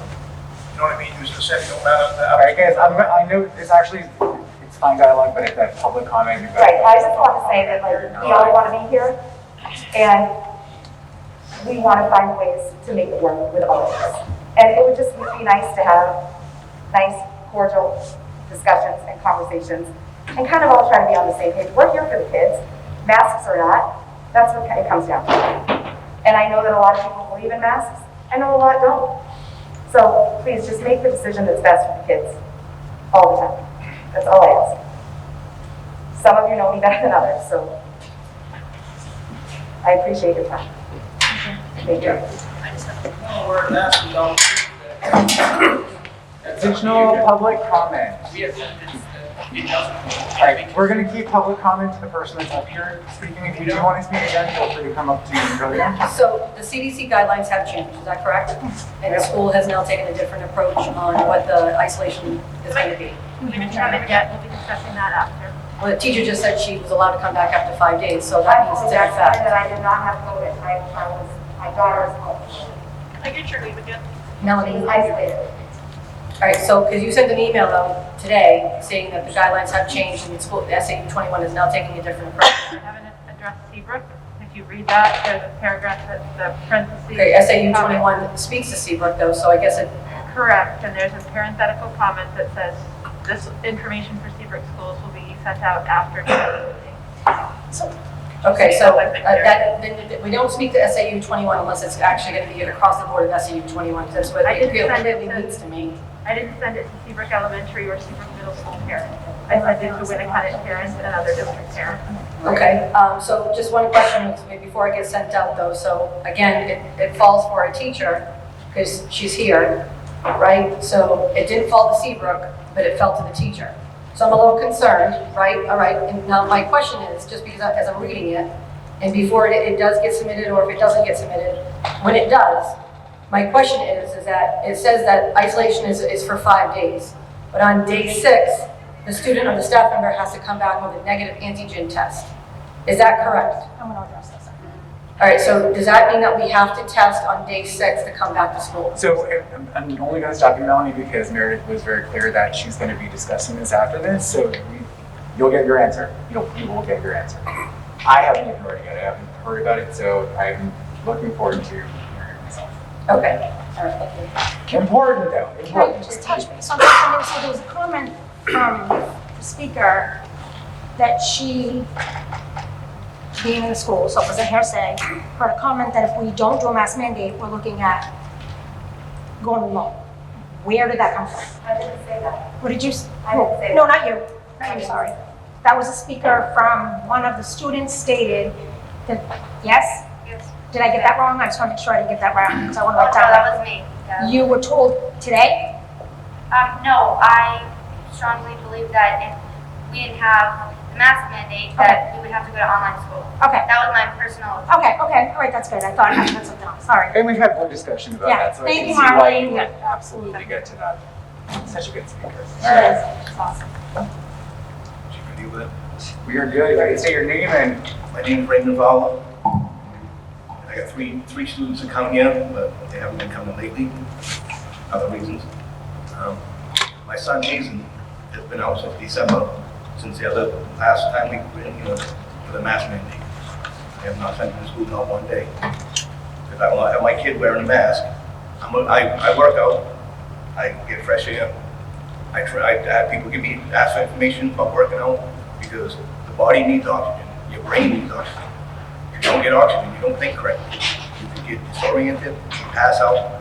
If you're not getting the correct air to your body, it will not function properly, period. That's how, if you look at biology, that's what it says. I won't have my kid be wearing a mask. My daughters, if they want to wear it, they wear it. They either don't want to wear one, they're not going to wear one. He hasn't been here since the last time I had it. Nobody gave me a letter for it because I'm in court for educational neglect right now on all my children. Because they did not get on the computer, partly the whole year we had remote, they get on there 3 times. You know, my son's got ADHD, very highly ADHD. He takes medication for it. I'm not supposed to be in a room with him working on the computer when he's in there, supposedly. Try keeping an ADHD kid on the computer all day long. It's not happening. So, since he's been out, I haven't got any offer to say, hey, he's going to take some work on to do some work and you can do it with him. I can at least offer that, get none of that. So he has no education since the last meeting. What are the infections right now with this new variant? Does anybody know from the school how many kids have been out since the last time that we had the optional mask? so Rand, I'm assuming that would be during the COVID update. We've got the numbers for that. Well, I'm just wondering if has it changed since we went optional masks till now? Is it going higher? Again, I would have to wait until we get the So, information. I mean, and about the guy left for the business thing, but I wanted to know, it's public knowledge. I'd like to see what you guys have received for COVID money, what's been used, where it's been spent to, who spent it, where's it going. That's public knowledge. I should be able to get that from somebody on one of these boards, what does it. Absolutely, and just to speak to that, I'm assuming we could actually pull it up on past agenda items because we've had. Yeah, well, I just wanted, so you, whatever you have, that you, whoever the business person is that has it printed out, and get it so we can see everything. I was on the budget committee, I went for a few meetings because I had other prior obligations going on this last time around. And my other daughter, Raina, she comes to school, and on the bullying thing, she's been bullied in here. My oldest daughter don't come to school because she's got other reasons why she knows she's 15. She came to school just to stick up for her sister because nothing was happening. She was willing to fight this other person and hit him and get arrested or whatever she had to do for it. And I tried to talk to her because she comes to school for it. I tried to take care of it. I talked to, I believe Keith at one point about it, and he was supposed to take care of it. I've had a parent in here that was in the school, they had a kid in the school, that sent me a private message on Facebook asking if it's my kid that was harassing her child. I said, my kid my kid's ain't even in school. Raina goes to school and hates him to school. I said, it's not me, and I told him my name. She said, oh, then it's not you. She said, well, let's kind of keep it together to try to get this and figure out who's doing what, who's doing it. Now, my daughter told me the kid's name, and I related to the officer of who it was so that he could talk to them or whatever. Now, nothing against any of you guys and about the cops, but I told my son, if somebody harasses him, you tell them to stop. If they don't stop, draw her off and hit him. I'll take care of the consequences. But I know for a fact that kid won't bully him again after he does it. So, just so everybody knows, which I'm pretty sure everybody does know. I told the officer everything, so if it happens, it happens. So, but that kid won't bully the kid anymore. This whole mask thing you guys put on last time, is that a rule or a mandate? That was, I'm going to be honest, I'm not even sure the difference between those two words. What I can say is that when we did put that on, today is my understanding is the expiration date to that, so there is nothing moving forward unless we get a motion to adopt. Well, the reason why I'm saying that is because if you go on with this mask thing now, what would it be when you vote on it? What are you allowed to do? I'm assuming we use that same When you language. expand a mask mandate, it means emails sent out of mask mandates and staff has said the school board voted on mask mandate. So the language is mask mandate. You as a school board don't have the right to vote for a mandate. The governor of the state and the president of the United States is the only two people that can put out mandates. You can make a rule and try to change it in the policy to add it to it, but that's going to be on trying to change it through the whole thing. You don't have a right to make a mandate, period. None of the school board does. So that's another thing that you need to think about. I've talked to a civil attorney. I've been talking to him for the last 2 weeks. So just so you know ahead of time. I have other issues to deal with, but I'll deal with that in the school for it.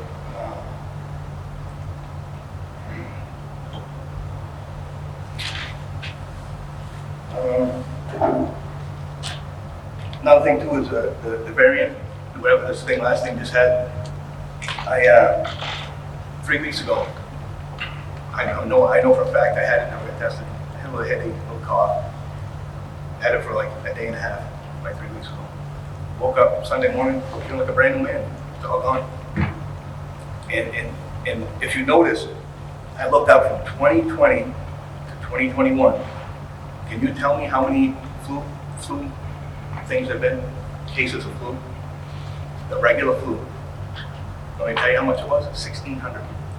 That's on call, that's never been heard of. The flu's disappeared, they found a cure for it. The COVID came out, now the flu's gone. So the COVID is flu. Yes, it did have the first one that they had. It was hurting a lot of people that had, things that are wrong with them, livers, kidneys, whatever they had. They had previous conditions. It was bothering them. That's something that they have to deal with their medical and all that stuff. But then another decision on here, I don't think there's anybody on here that's got a medical degree to say that you have to wear a mask because you're going to give somebody something else. And what happened 5 years ago when that flu was out? How come people weren't acting like this when the flu was out? The flu did the same thing. That just like you went home, you had a headache. Some people went to the hospital for it. A lot of people died from it. But nobody was complaining then. Now because of this big CDC thing and all this stuff out, it's a big world thing and the news keeps talking about it and it keeps going up. Best way to get rid of this reason is to deal with individual people and not put mandates on people and say, you have to do this, you have to do that. You can't tell my son what to do. I do that, I'm the parent. You know, as a board, you guys can't do that. So, mask should be optional. If the parent wants to wear it, the kid wants to wear it, that's fine, let them wear it. You know what I mean? It's something that should be a decision of that person and not put on by somebody else and say, you have to do this and you have to do that. For the teachers, yes, if they get sick, they go out and they don't get an education. But because you put the mask on, my kid's not getting an education because I won't send them to school with a mask. So now my kid's not getting an education. A lot of other parents out here are the same way, won't send their kids to school. So instead of just thinking about just the kids that want to wear the mask, let's think about everybody and make it optional so that they can have a choice in the matter. You know, we are the people what voted you guys in there. So let us be the choice that on what our kids do and where they go and what happens to them. Thank you. Great, thank you. A couple of added points and suggestions. All right. It's nice that you mentioned the flu thing. That was the PCR test. Carrie Mullis was saying when he invented the PCR test that they were using, like it's a blanket, it picks up, you can't distinguish between corona and influenza and the different strains of corona. And, you know, I put it on Facebook. So I'm going to pause you for a second. I'm going to put you in a timer though because I'm going to be really quick. So, the fun fact here is 2019-20 flu season killed more school-age children than Corona has in 2 years. That's a fun fact for you. It's not fun, it's just a fact. But second, my suggestion is, how about we do this, we do our little run with choice again. And if we come to the top of our district, and we have a disproportionate percentage, like, we become the top level, then we can talk about masks again. But until then, let's just see if we can if we can just exist like, somewhere in the middle. And then we can be a success story to other places for choice. We can do all the other things. We can clean our school, we can spread, we can do all the things we're supposed to do. But let's see where we're at. And let's see if we jump to the top of the SAU 21. But if we're sitting in the middle, let's just let it be. That's all I say. Give peace a chance. Give peace a chance. Thank you.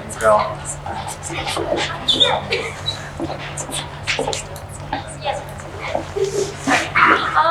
Hello again, Natty. So I just wanted to relate to something really quickly about how they were saying, a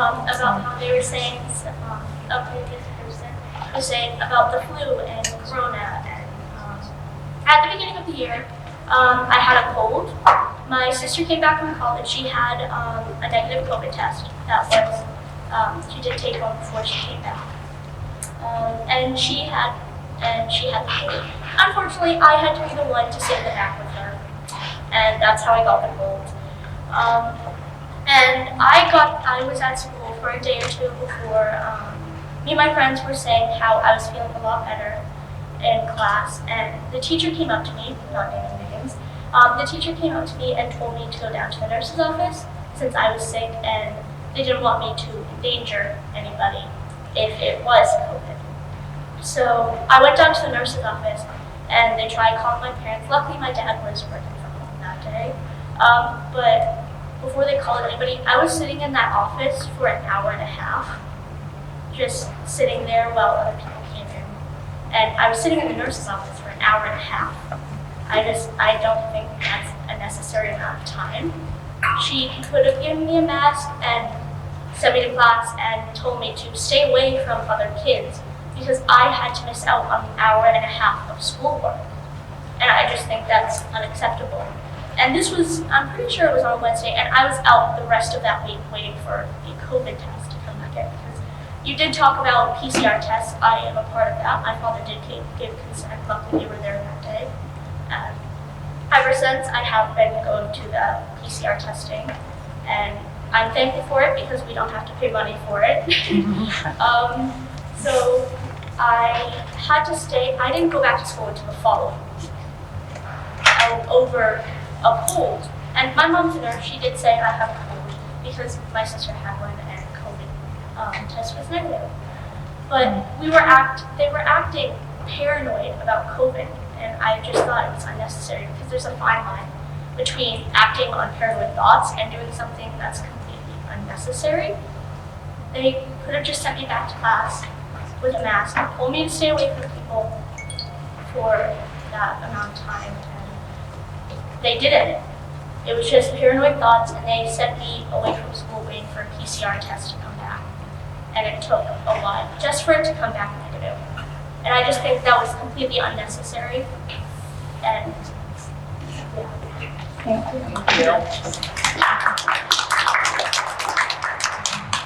Hi, I'm Michelle Perkins. I have two kiddos in school. One's in elementary and one is in the middle school.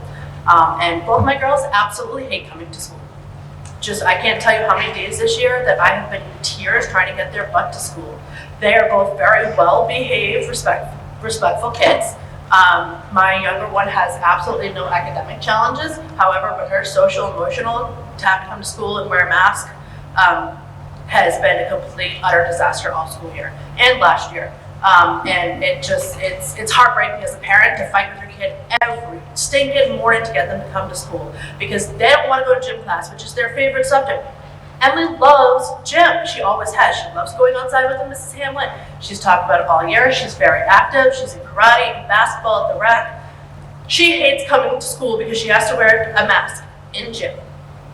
This is getting ridiculous. What are we doing for this kid's mental health? You guys wonder why our addiction rate's going to skyrocket, our suicide rate's going to skyrocket? I'm not even here to pick bones about COVID and flu and all that other stuff. I'm more concerned about my kids' mental health at this point. I'm not reaching out to the school to call a mental health counselor. This is stupid. We can prevent this from happening. This is getting obscene. I'm a healthcare worker myself. I've been in and out of this pandemic the last 2.5 years just as much as the educators have been. This is getting ridiculous. Please, I want my kids to like to go to school. I'm an adult educator myself. I'm finishing up my master's degree. I want my kids to want to go to school, want to learn. I want them to want to be here. I want them to want to be with their friends. I'm sick and tired of fighting with both of them every single day. This should be their safe place at school. Not worrying about what teacher's going to say something to them about pulling up a mask and adjusting a mask or getting a sip from their water bottle. This is getting ridiculous. Please hear me. I'm tired of this. And I know all these other parents are just as much. I'm not saying whether I want my kids to wear a mask or not, but please give them an option. My daughter has some serious sensory processing issues. It may or may not be diagnosed. It doesn't matter. The hoops I got to jump through to get her diagnosed are ridiculous. I've been fighting for that for forever. And now I have to try and fight with her to get her to go to school every day? Come on, please. I'm asking you. For the sake of the kids, this is getting old. We're going on 2 years, and for them, this is crucial education time for them that they're not getting. I get people are out sick. My daughter wants COVID again, so she gets to miss another 20 days of school. Thank you.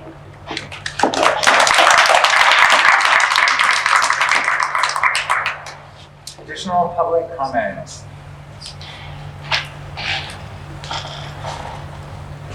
Chris Seabrook. I have 2 kids, 10 years old. So I'm sitting here listening to everybody talk. And last meeting I talked about, freedom and why we're in this country and why we're not in another country, because we all enjoy freedom. And obviously, freedom is the freedom of choice. Everybody has the freedom to choose. You choose to wear a mask, that is fine with you. But there's no reason why you need to choose to force it on me. And I should have the right to choose what I should choose for my kid, And as far as the teachers go, I appreciate their educating the children. They chose this job for a reason.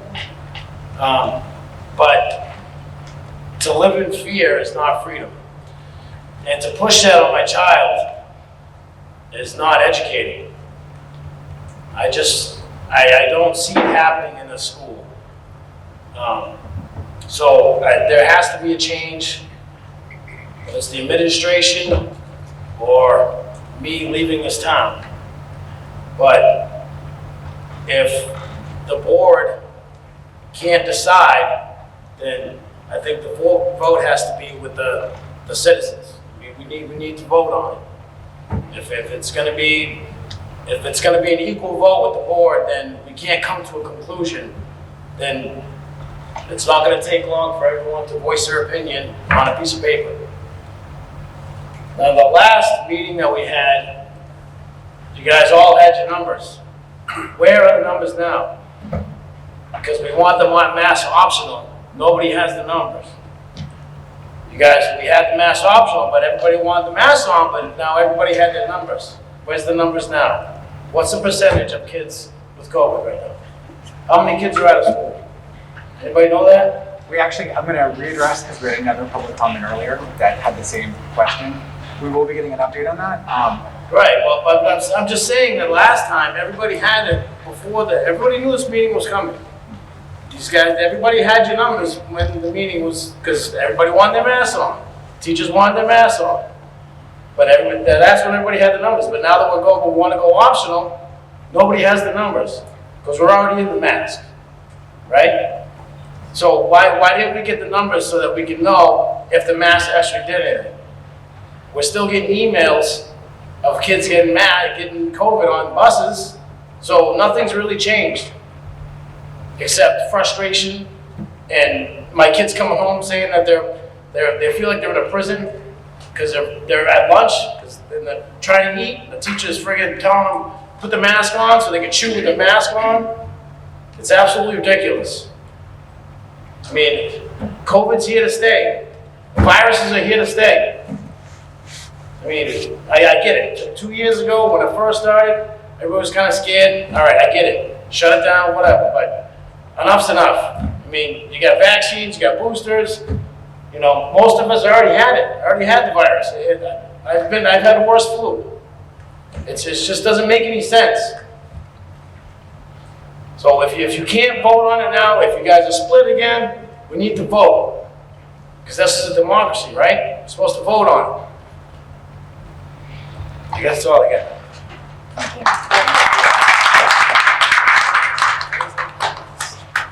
Justin Tessia. I have I don't really have a kid yet, but I will this year. It's a joke. I'm a dog thing at 9 years old. It's awesome. Anyway, I don't think you guys can even decide on this.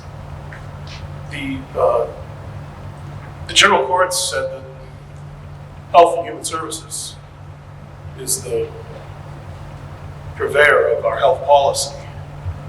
And as a school board, you're all locally elected.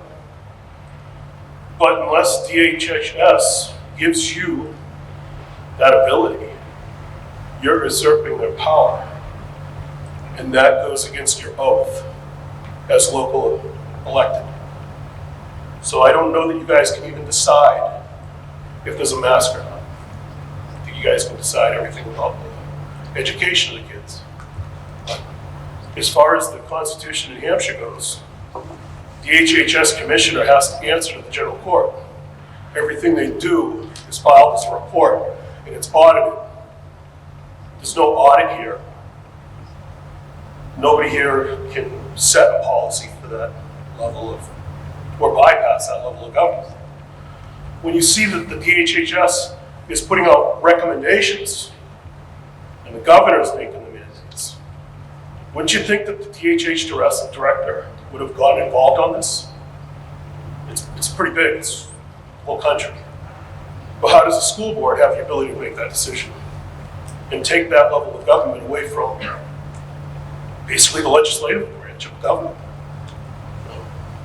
We need some civics or something, or somebody can maybe address that. I have no idea. You know, Justin, actually, and I don't mean to interrupt you at all, is that something we actually could have our legal counsel outline for us? Whether or not we, and I just There say have been this, several cases upholding the board's right to make that determination at a local level in New Hampshire. Within the Not directly addressing the usurping of power from another branch of legislation. They used other mechanisms that were, I'll just say, ill intent. They had no good intent when they went to Exeter. But if you actually look at the general court law, DHHS answers to the general court. I know this more than as much as anybody that's adopting a kid, because I submit paperwork every time there's a 3-month hearing, and that goes to DHHS, and that's part of the report that's filed to the general courts eventually when they read it. That's how it works. There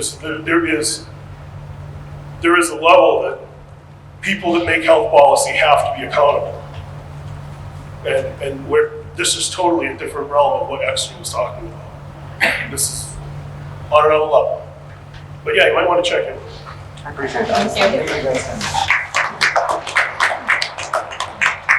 Additional public comment? All right, at this time we are gonna. Any more public comment? Or yeah.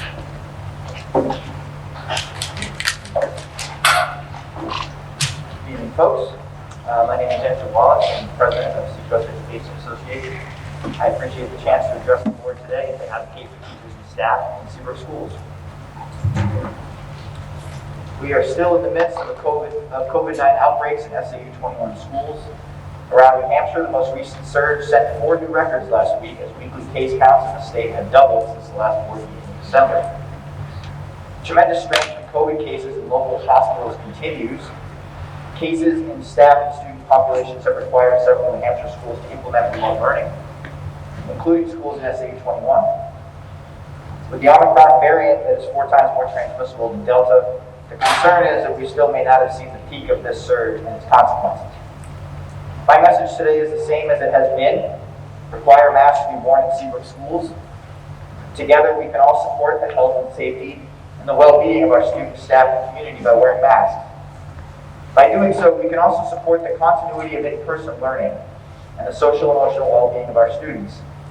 We can all agree that we want our children learning and growing and socializing in person in Seabrook schools. Please continue the mask mandate in Seabrook.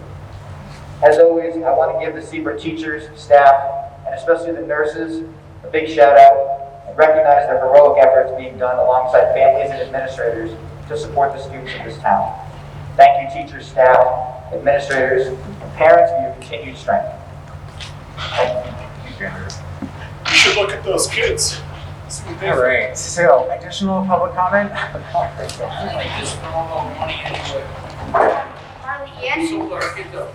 I just wanted to say that I really respect that people want to keep the well-being of our kids respected and that we're safe. But as many parents shared tonight, that their kids do not want to go to school. Me included. I don't want to go to school to see teachers being mean to other kids and saying, "Put your mask up," in an unrespectful way. We're not going to learn that way. If you're so willing to take that risk to put us and ask us to wear the mask, then you have to understand a student's perspective. I understand you guys want to keep us safe, but keeping us safe is not putting a mask on our face.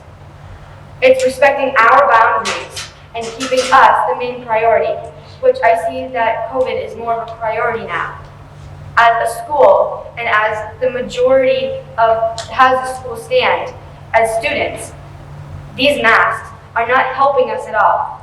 We are not wearing them correctly. We are not wearing them all the time. So what is it going to benefit us? It's going to harsh our mental health, our physical health. PE, for example. Many parents just said that PE, we have to wear a mask. Another parent said that they feel that they can't breathe when they're even working out. Imagine us as kids, we have 10 more times active energy. How do you think that feels as a kid that's running around, but we have to stop the game and say, "Put your mask up, Marley"? I was trying to have fun, I was trying to be a kid, like you all expect us to be. And other schools, they don't want to play our sports teams because we don't have a mask mandate. My games get canceled because our school is high risk. Look at the other schools' numbers. They're the same even before our mask mandate. So what is it benefiting us and our surrounding towns if we have a mask mandate that's not benefiting us, but is benefiting your personal needs, saying that, well, we put a mask, so if COVID cases keep happening, we put a mask on. That's not benefiting us. Thank you.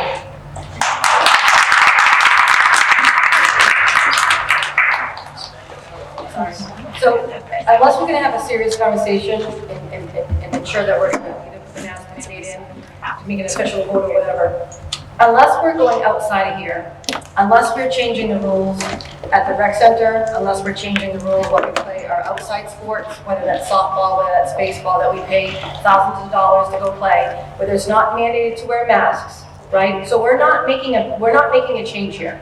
We're not actually preventing, because most of the children are not wearing them correctly, right? They're not. The teachers are being forced to have to correct them constantly, and the teachers don't have to be faced with that. They shouldn't have to be, right? What kid actually wears a different mask every day? They're actually putting dirty masks back on their face constantly. We're actually putting more harm into a child by actually preventing anything from happening. So unless we're going to have a serious conversation, unless we're going to change all of our ways outside of here, we're not going to change anything. So why implement it here, but not everywhere else? You really have to seriously think about it. It's been 2 years now, and nothing has changed. And all we're going to do is we're going to threaten remote learning, because the numbers keep on going up higher. But we're going to change the CDC guidelines. We're going to minimize our exposure, our isolation again now, just to help benefit. What are we really doing here? So unless we change our ways outside of here, which we're not going to, because we don't want to see our children wear masks playing sports. So we're never going to have a serious conversation, never. So before you implement a change to mandate something, you're not saving anyone, because it's not changing the outside either.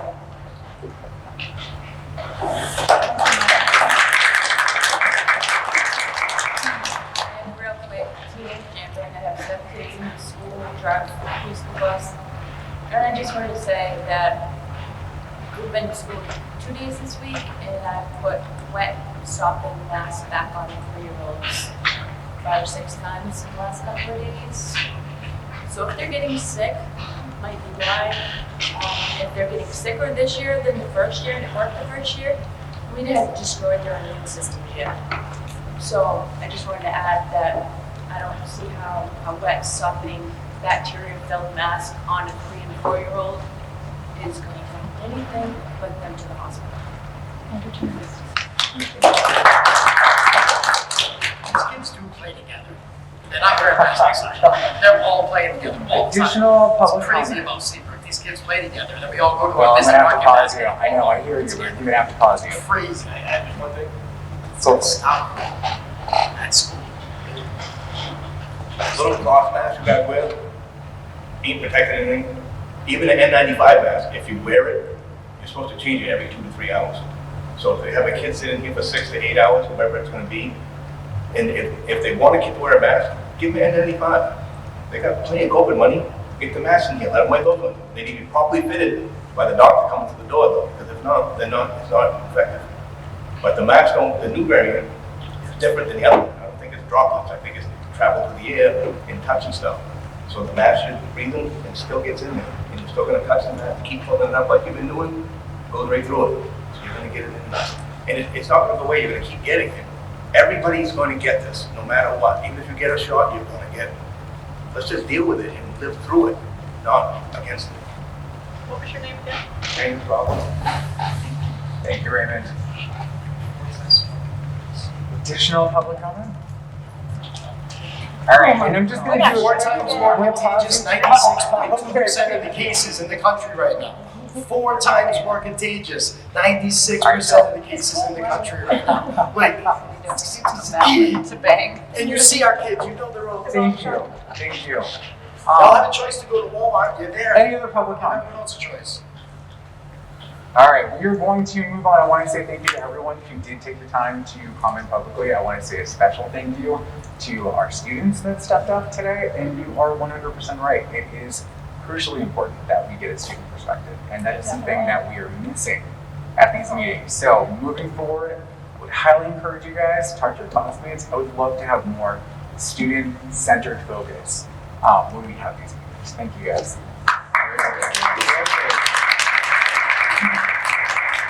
All right, why don't we move on to the COVID update from Meredith? Okay, so can you just really pull your microphone? We really can't hear you. I will do that.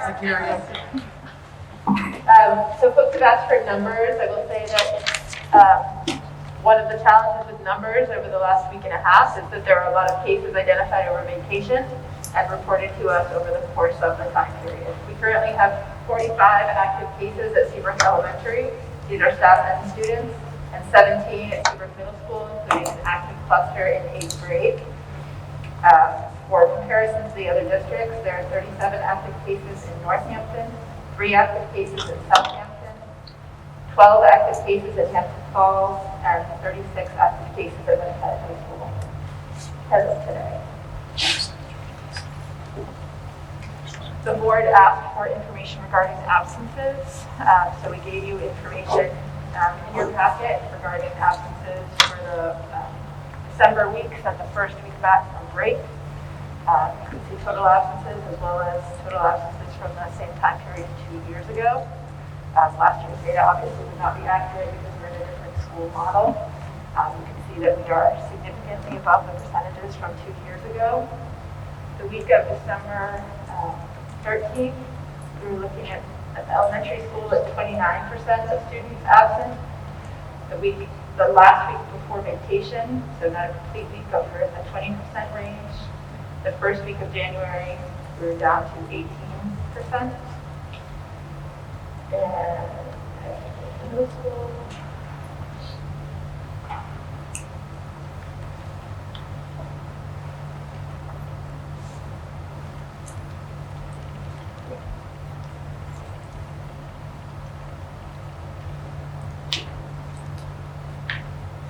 That same data.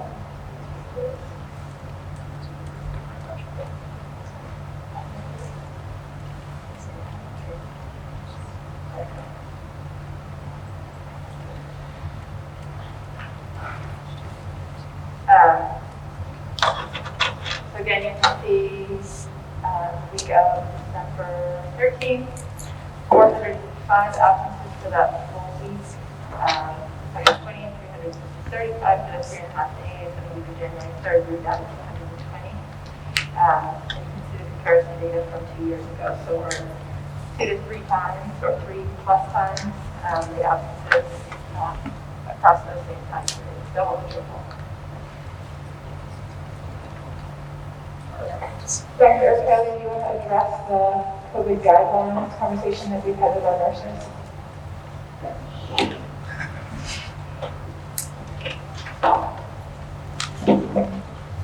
So as a couple people referenced, the CDC changed the isolation and quarantine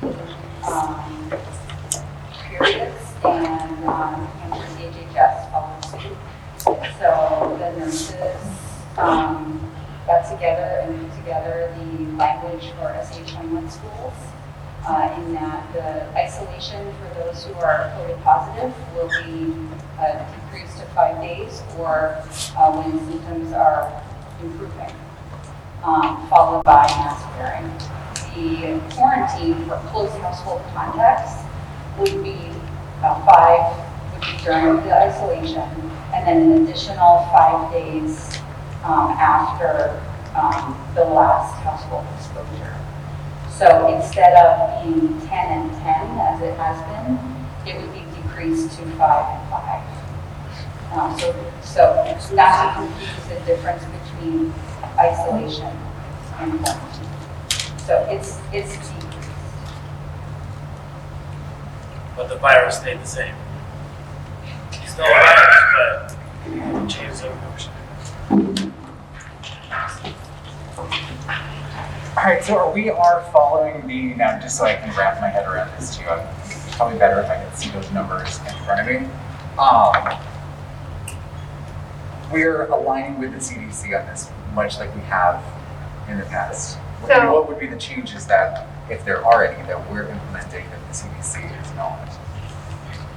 So the challenge, before we get to that, the CDC recommends, or the CDC guidelines, the DHHS guidelines are that a person can return after day 5 if they are improving, if they have improving symptoms that have been fever-free, and they're required to mask for days 6 through 10.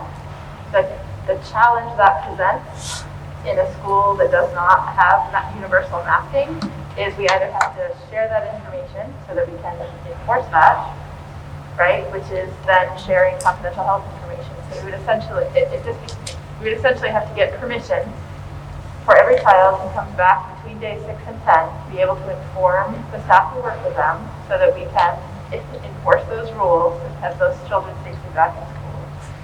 That becomes very cumbersome and is going to require additional support for our nursing staff and our administrative staff. So it's not impossible, but I would say it puts a very large burden on our staff across the board to try to implement those. My recommendation would be that you not make that shift if you're going to lift the mask mandate. I've heard lots of conversations back and forth about masking versus non-masking. My position is about education. We have seen significant absences and significant numbers of students have missed school. As one of our staff members pointed out, we have significant staff absences. That is at some point going to cause us to have to look at other options and potentially put students remote. That is not my goal. My goal is to keep students here, to try to provide them with an education. And as you look at those absences that double and triple the rates that we've had in prior years, and not just for this time period, we had that back in the fall when we implemented the mask mandate at similar levels, children's education is being impacted. So whatever you decide, it's fine. We will implement it. But I just want everyone to fully understand the ramifications and the impact it's having on education. I'm ready to make a motion because I've already thought about all this, but you can keep going. I just want to Let's actually keep discussing. clarify really Yeah. what it is. Yeah, because So just so I can clarify so my head's wrapped around this here. Forgive me if it's taking me a while to understand it. Maybe some people are having a hard time getting this as well. Maybe you're not. But what I'm looking at is the guideline we're looking to move forward with aligns with the CDC with the exception of the masking for 6 to 10 days. And what was the recommendation to replace that? Well, what are we replacing that mask for? That is the recommendation. with testing, which the CDC does not require, correct? So that's my question about the testing Yes, part. testing Because requires a negative test, Yeah, which is so for the not mask, accurate. that was what was required. And these schools recommend we don't do the 6 to 10 days based on basically violating HIPAA laws. It's really what we're talking about. Releasing pertinent information to students because it's already an identifier. But they totally get that. What are we looking to replace the mask with? The testing? I don't think that's. No, That's not an option. No, It's not an option. So the option from my perspective is we either stick with our current rules. If you're going to remove masks, then stick with 10-day isolation period before students can return to school. Or if you want to continue with masking, then we would be able to allow students to return early. But it's impossible without additional support to implement both of those things, and it would require parental permission to share that confidential. Okay, so can I say that I thought that if if the student was to come back on day 6 to 10, they would have to have a negative test. And the CDC does not state that, correct? It's strongly recommended. But they don't require it. That's correct. Because, I mean, I've already shared with you, I know 2 people in one of the tests they got from the state stated they had a positive case. They quarantined for 4 days, lost vacation time, and was negative the whole time. So I don't feel comfortable relying on supplies that are possibly not accurate, especially when we're looking at missing schools. So I would say our nurses don't share that perspective. They have weighed in on this and feel that the supplies that they have of the tests from the state that they've been using all year are reliable. And I agree with you, Kelly. I agree. My concern would be the testing portion. I agree with the other portions, the 5-day and the 5-day of masks. However that fleshes out. My concern would be that I thought from the beginning that the CDC has said that testing could come back positive for months. Right. Yes. PCR test 60 days. No. So the PCR test could come back positive for a long time, but not the rapid test? Correct. The rapid tests are antigen-based tests, which are looking at basically your virus levels in that short time period. It's the sensitivity to how much virus you're carrying. So you're likely to transmit the virus during that time. Oh, CVS wouldn't even give me one because I had it 60 years ago, a rapid. You just told the world that PCR. Do we have a percentage of reliability for that test? Is there like a, Caroline? Antigen test at 92%. They're over 90% accurate. Sorry, with symptoms, they're over 90% accurate. Asymptomatic is over 80%. And they've done, there's like, I don't want to say studies, but kind of studies saying that after the 5-day window, if the symptoms are gone, that they're likely to test negative then? Yes, Is and that- that's why the CDC and PHHS, and Dr. Chan, part of PHHS, he can justify reducing the isolation period and the quarantine period because the Omicron variant, the transmission levels, it's a shorter time span. So it's not like before where you might still be contagious at day 6, 7, 8. This time it's a shorter time span. So This is absolutely ridiculous. I cannot take this. Why are we talking like this? It's so stupid. I'm gonna have to ask you guys just, I feel your frustration, but we need to get the information. So this is less time out of school though. So this is not saying, okay, your student's positive, they have to be out 10 days. This is, if your student's positive, it's only 5 days. This is less time out of school. That's a perfect point. But when we have children out for 10 to 20 days, you've already relinquished their privacy because everybody knows that this child is probably not in Florida on vacation. And when my child was out, there was no concern about privacy. The school nurse, which I didn't have a problem with her doing this, but I wasn't asked permission, contacted the whole entire 5th grade team, which I really appreciated because from what I hear now, this isn't happening because there was just a student out that's been out for 10 days. Sorry, how many?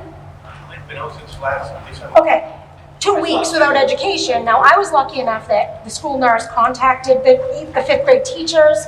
They were great. They said if he's too sick to do it, but here's all his work. They were all notified at that point that both of my kids had, and there wasn't a problem then. So I think that there is definitely a way around this. I think that saying, well, you know what, we're going to do this for all the schools, but Seabrook we can't because they're not mask mandated. Again, we're being put under I feel like a microscope for feeling like that Discriminated against. Sorry? Discriminated against. I'll go there in a second. Judged. I really feel like, and I'm glad you said that because I really feel like that the students that parents don't feel safe with their children wearing a mask that are being sent home, we've just eliminated our whole entire point of trying to do the mask mandate. Because the point was, we want kids in school. But then we're sending them home for 2 weeks with no contact with teachers, no offer to give them their work, a letter that he received said right in a letter, you're not gonna get the same level of education as I have it. But my point to the whole thing is that, again, parents' choice. So what we do is, we implement it. Great, fabulous. I get a call, Connor's got COVID. Okay, great, Connor goes home for 5 days. On day 5, it is my responsibility as a parent to tell you, my child no longer has a fever, their symptoms are improving. I would like them to come back on day 6 to 10, and my child will wear a mask. Perfect, that solves the whole problem. Okay, so then there's maybe Mr. Fowler who decides, okay, Hazen's got a positive test. You mind me using Hazen's name because I know him. He has a positive test. Raymond says, great, fabulous. Okay, I'll keep him home day 1 through 5, day 6. I don't want him wearing a mask. So I am choosing as a parent, Raymond, to take my Hazen, and I'm gonna keep him home from day 6 to 10 because he's my child. And so now he's quarantined for 10 days versus 10 to 20. He also, I feel, would be his responsibility to take his temperature on that morning. The only way he should get a phone call saying that Hazen has to come back, oh sorry, he's not coming back to school. The only way Connor should get a call saying he's coming back is if I go to the school, he's still got a fever, which I'm hoping no parent, and I hope I say this out loud, don't send your kid to school with a fever, because now you're defeating us trying to help you. You show me the fever, I'll come get my son. If he got a fever, it's going to be after I sent him because he's not walking out the door with a fever. I don't believe in that because this is why we're here. But I think that we need to start putting the power back to the parents. The teachers should not have to worry about them wearing a mask. So no, I'm not saying that if child 6 through 10 days has to wear a mask, that it's the teacher's responsibility now to make sure that kid wears a mask. That is not true. We already know that if they're out for 20 days, they have COVID. So to me, that's an excuse. And as far as saying that, we're not going to have any choice but to mask mandate if we have no staff, the staff is going to come back and say day 6 because they're wearing masks anyway. So we're not relinquishing their privacy. They've been vaccinated if they want to. We already went through the teachers. We have made sure that what they felt comfortable with, the masks they have, they can get the vaccinations. But on day 6, they can come back with a mask. So I think that staff, definitely, I think that's great. We don't have to worry about no staffing, less staffing issues. But I think for anybody to say, if we don't have a mask mandate, we're gonna have to look at maybe possibly remote, because to me, that's an automatic, people panicking. And to me, that is holding that over people's heads to make a decision. And I don't like that. I feel like we've had enough held over our heads. So I think it's time we say, it's your child, they have COVID, keep them out 10 days, or they come back at 6 to 10 with a mask, bottom line. And that's it. So when you're ready for me to make a motion, I will, because I've already thought about this, because I have a friend who got the same email, but she doesn't want to cut it before we did. You just clarified it for me too. I was going to ask you to break it down, and you just did that. And no testing. No testing. There wasn't any testing in what you just put out there? Am I correct? I do not believe that testing is, there's no reason for a test. There's none. I've gone through too many people that have said there's no such thing as a false positive. I'm sorry, I lived it. My whole Christmas vacation, I used 40 hours of vacation time for nothing. She tested positive for 90 days, but it ain't a test. Additional 90 days, she had COVID. board discussion and administrative discussion on this? 90 days. I mean, I just want to Guys, I'm gonna have to reiterate pause. Okay, so we're not even able to hear ourselves up here, so I really need you guys to public comment down. That was important. 90 days. I just want to reiterate the fact that I know there was a lot of discussion about, what our job is as board members, and, like us mandating is not legal and things like that. I don't really know that I want to address that part of it, but I would say that whatever work decisions, again, like I said last time, whatever decisions we're making for the kids. And our goal is, again, to keep kids in school as long as possible. And the 5 days of quarantine definitely helps that. Yes. The 10 days is a long time. And I lived that too. My kids had to be out of school for 20 days. That's a long time. I get the thought behind it, but it's a long time to be out of school for any kids. But again, if we look at the attendance, 405 students out of school for a full week in December. The next one, 335 for the following week for 3.5 days. January 3rd through the 7th, 220 kids out of school is too many students out of school. But that's not Whether that's by COVID. choice, It's whether not that's by COVID. choice of the parent taking the kids out of school, that's fine. Emotionally drained probably too. But we have to see both sides. Again, I don't feel like we're not talking both sides. I agree, we're talking COVID. I But agree. I have a friend, the kid didn't come to school for a week, and she called the school and said, my son has the flu. I didn't get the email. Did anyone else get an email about a flu? No. The flu is worse than COVID. Why did that email not go out? So what Christina was saying, and I get that, is it's important to identify that there are more than one side to this issue. It seems overwhelmingly one side, but I don't know that both sides have been represented here, and that's by the other side's choice, and that's fine. And I'm not saying that I, again, am let's mask all the time, let's do it everywhere, fine. But if we're going to say that there is a majority, I don't know that because what we're seeing is discussion here, which is fine, and that's, you guys are obviously welcome to speak for public comment all the time. Anytime we have public comment, we want to hear both sides. I don't know that we're getting both sides in public comment because the emails that we're getting could be different than what you guys are hearing. So if you are, let's say, anti-mask, you receive feedback from that side, because a lot of other people that are also feel the same way. That's what That's why it's optional, so we have both sides. Guys, can we let Christina go through a point? Then Sorry. I hear what you're saying because I do. Again, I'm just saying, when we're getting emails and we're getting feedback, we're getting it from both sides. We're not getting it from just one side. And to say that one side is overwhelmingly over the other, I don't think that's fair. And I understand the need for choice. I understand that. I understand the desire to keep kids in school from all sides. We have chosen as a school board, as a district, to go against policy from the very beginning. So to say that we have overwhelmingly put these kids in harm's way by putting a mask on them for 12 days, I think is not fair to say that, because we're trying to do what we think we can do to help students.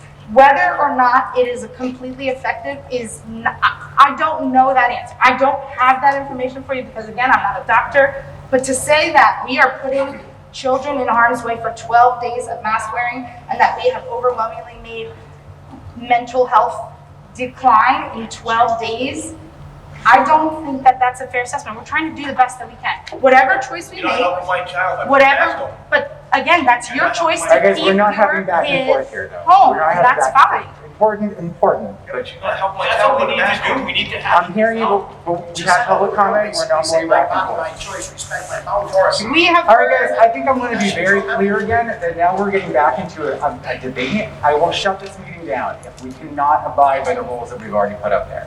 That's not me trying to be too aggressive. We want to give you guys the opportunity to talk Can to I ask you a question though, Forrest? Can I ask you an honest question? No? Yeah. All right. Go ahead. Myself again, Seabrook. Before the last meeting, you and I spoke, and you said that when you guys met as a board, you figured that the parents wouldn't send their kids to school if they had a sniffle, or if they had remember we talked about that? Absolutely. So you said, well, we were under the impression that the parents would keep their kids home if they were sick. That's probably the attendance problem.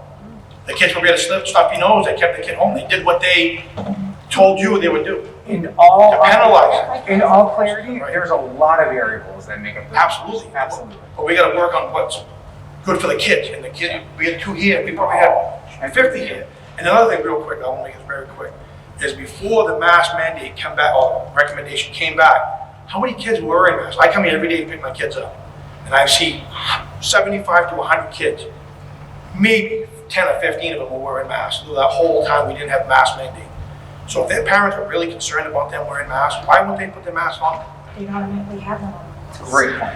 It's So, a great point. you know what I'm saying? I hear you. We're gonna allow you to comment, but I want to be very clear that public comment is, I do get how sensitive this issue is, so. My member of my household had a ear infection and also had a fever. And I called the school on Monday to find out what the policy was, and I was sent to Nurse Mary. And she told me that the kid couldn't come in for 5 days even though he had nothing. And we knew it caused the fever. So that's gonna add, I don't know, we've already missed 20 days I think this year. This is for this kid.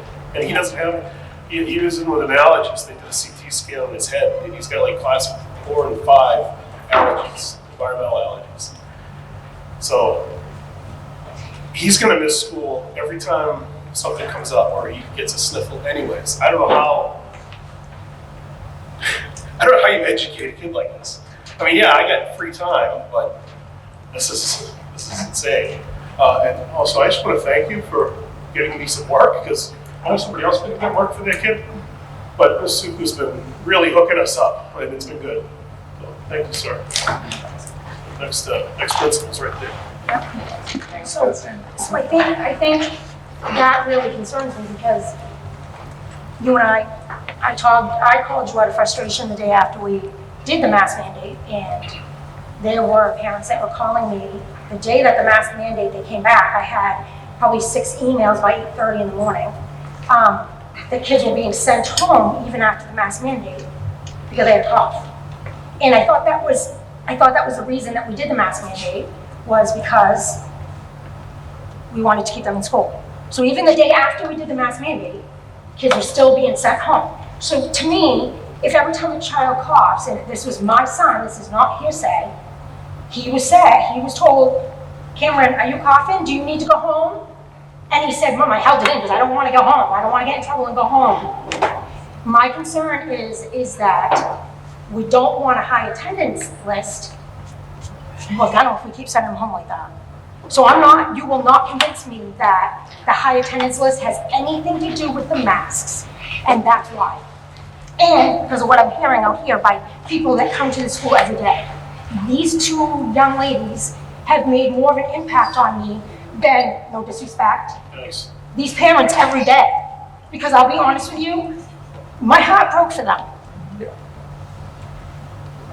Jen, I didn't mean to stop you from talking. No, I'm good. I'm done now. Thank you. Sure? Yeah. Okay. I guess I will say something and then, unless, Mary, yeah, go for it. I was just going to clarify, the nurses are required to follow the public health guidelines for exclusion of students with test symptoms. They either have to be tested or sent home.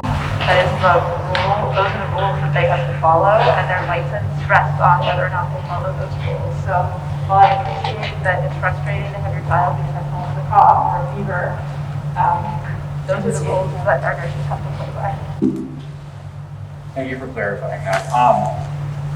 We could probably debate this for 2 more hours. What I'd like to do, I'll give my final thought. I can't believe I just turned into that person. I want to be very clear over how I'm voting on this, or whatever comes up as a motion or whatnot. I want to at least give a little bit of basis for personally for myself.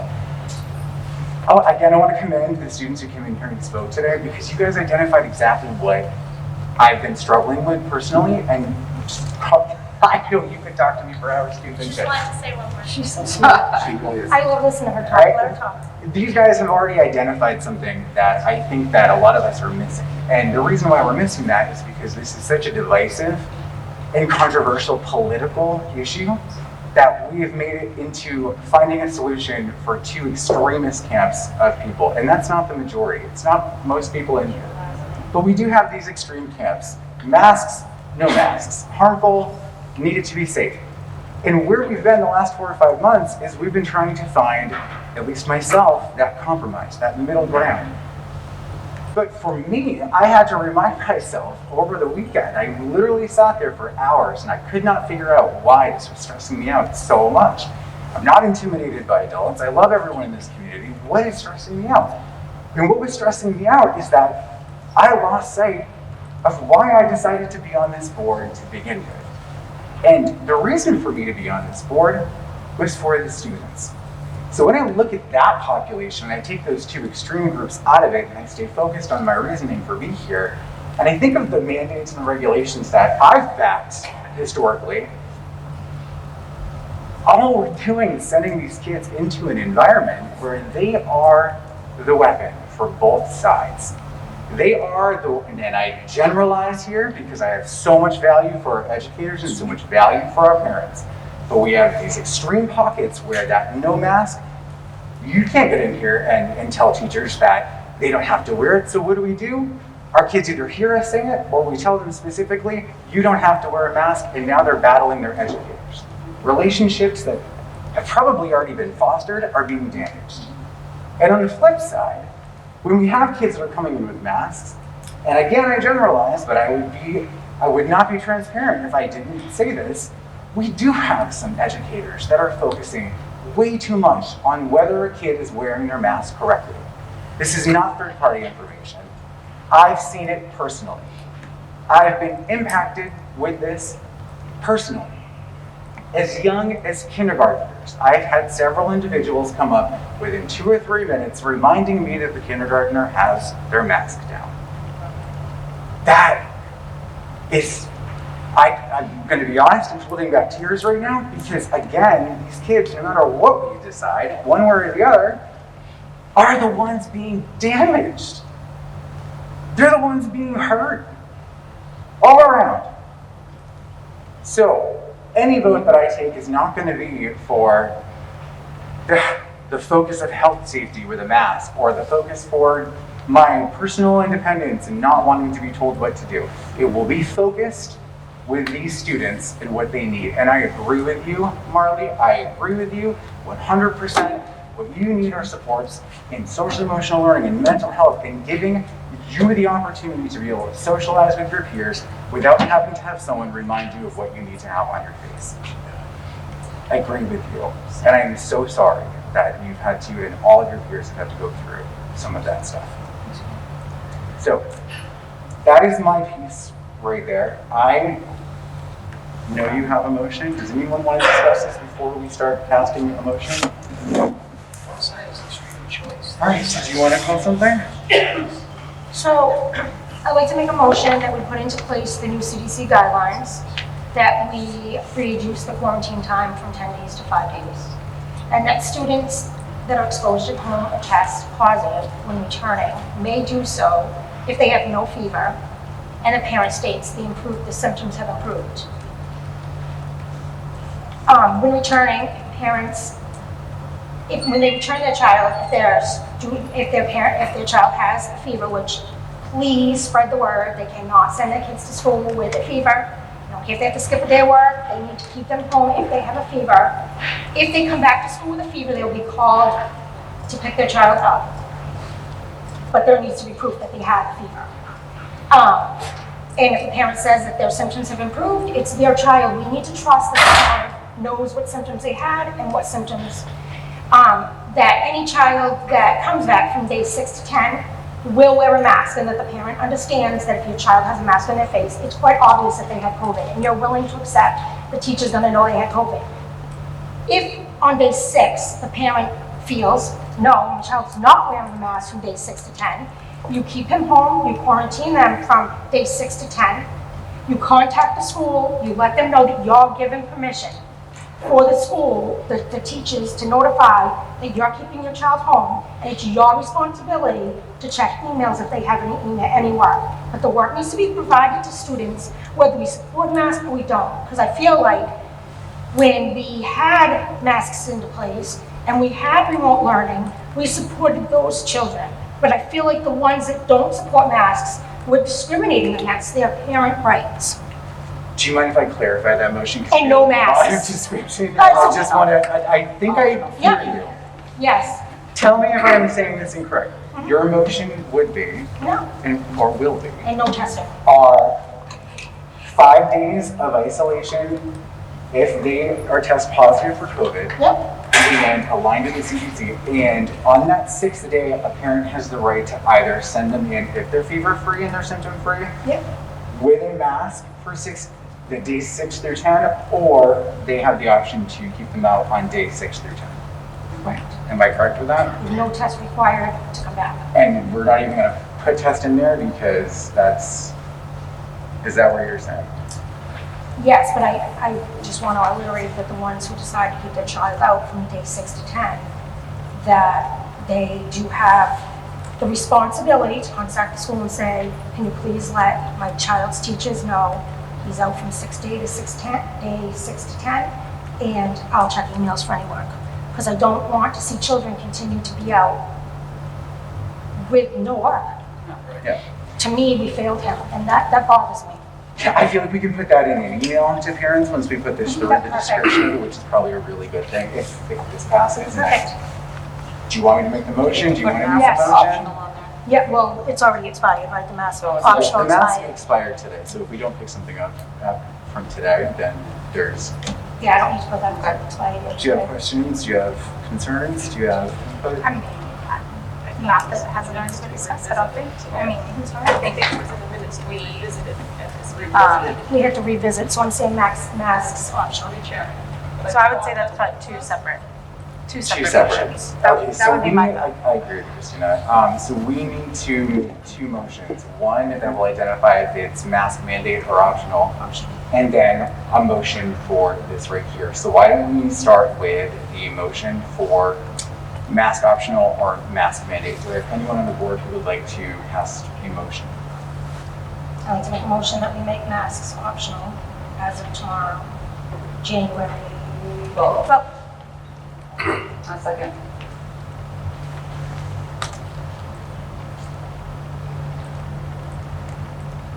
Okay, voting is open to make masks masks optional as of January 12th. And that's for students or clarifying? We don't have the authority to. Yeah. For students.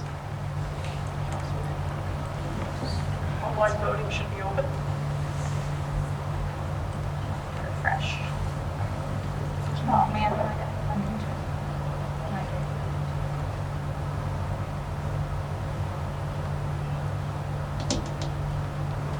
Sorry, I'm trying to get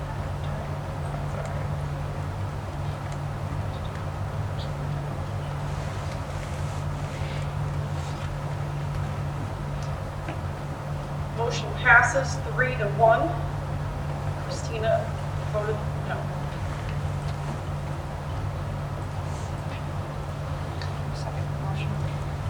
Can I just ask a question? So I just want to make sure I understand this. So the teachers, are they already, is it already been adopted that they are out, that they are quarantined 5 days and then 6 to 10, they come back with a mask, or do we need to vote on that too?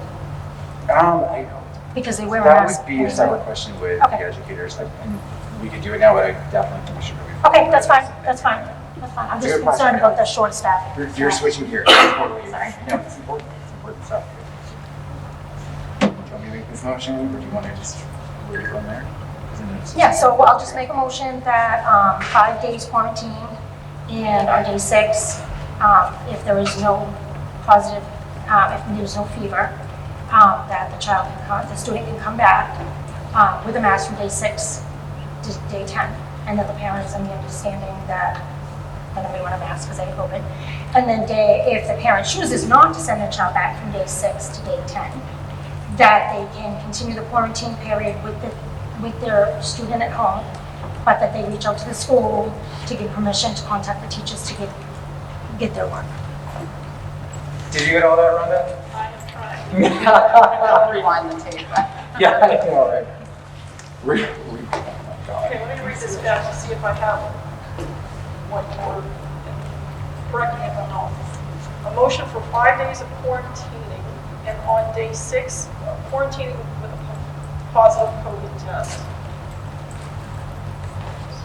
That if they have COVID or they've been contacted. Basically, the only difference with the regular guidelines is just that we're not testing, is really what it is, That's exactly right? So the same guidelines that's already been put out, but we're saying we don't want them to have to test to come back in school, right?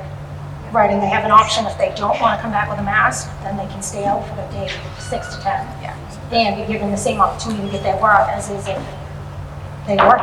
Well, yeah, and I would say that that's definitely a parent's responsibility, only for the sense, and I had to do it myself, like when the kids were out. I reached out to each teacher individually, and they were Jordan did more for than me, so I guess I was lucky. That's nice. So that would be my little tip. So But it's it's the same exact the same thing, exact just saying no test required. All right, so Rhonda, what do you have? We're gonna get there. We're gonna get there. All right, I got lots of, I think what I have here is motion for 5 days of quarantine with a COVID positive test, and on day 6, the student can return with a mask for days 6 through 10. Or if no masking, then they will continue quarantine period at home, but the parents must reach out to the school for the assignments. That's it. Okay, that's perfect. Yeah, so the challenge is it says 5 days of quarantine, which technically is isolation. So that's going to be confusing if people are trying to read the CDC guidelines. So I think it might be cleaner to just say, follow the CDC and Hampshire DHHS guidelines for quarantine and isolation. Well, isolation's if you're not around any other family member, is that how it is? Isolation is if you test positive, you Yep. have to be, it's not necessarily being around family members, it's you can't return to public until day 6. Right. Yep.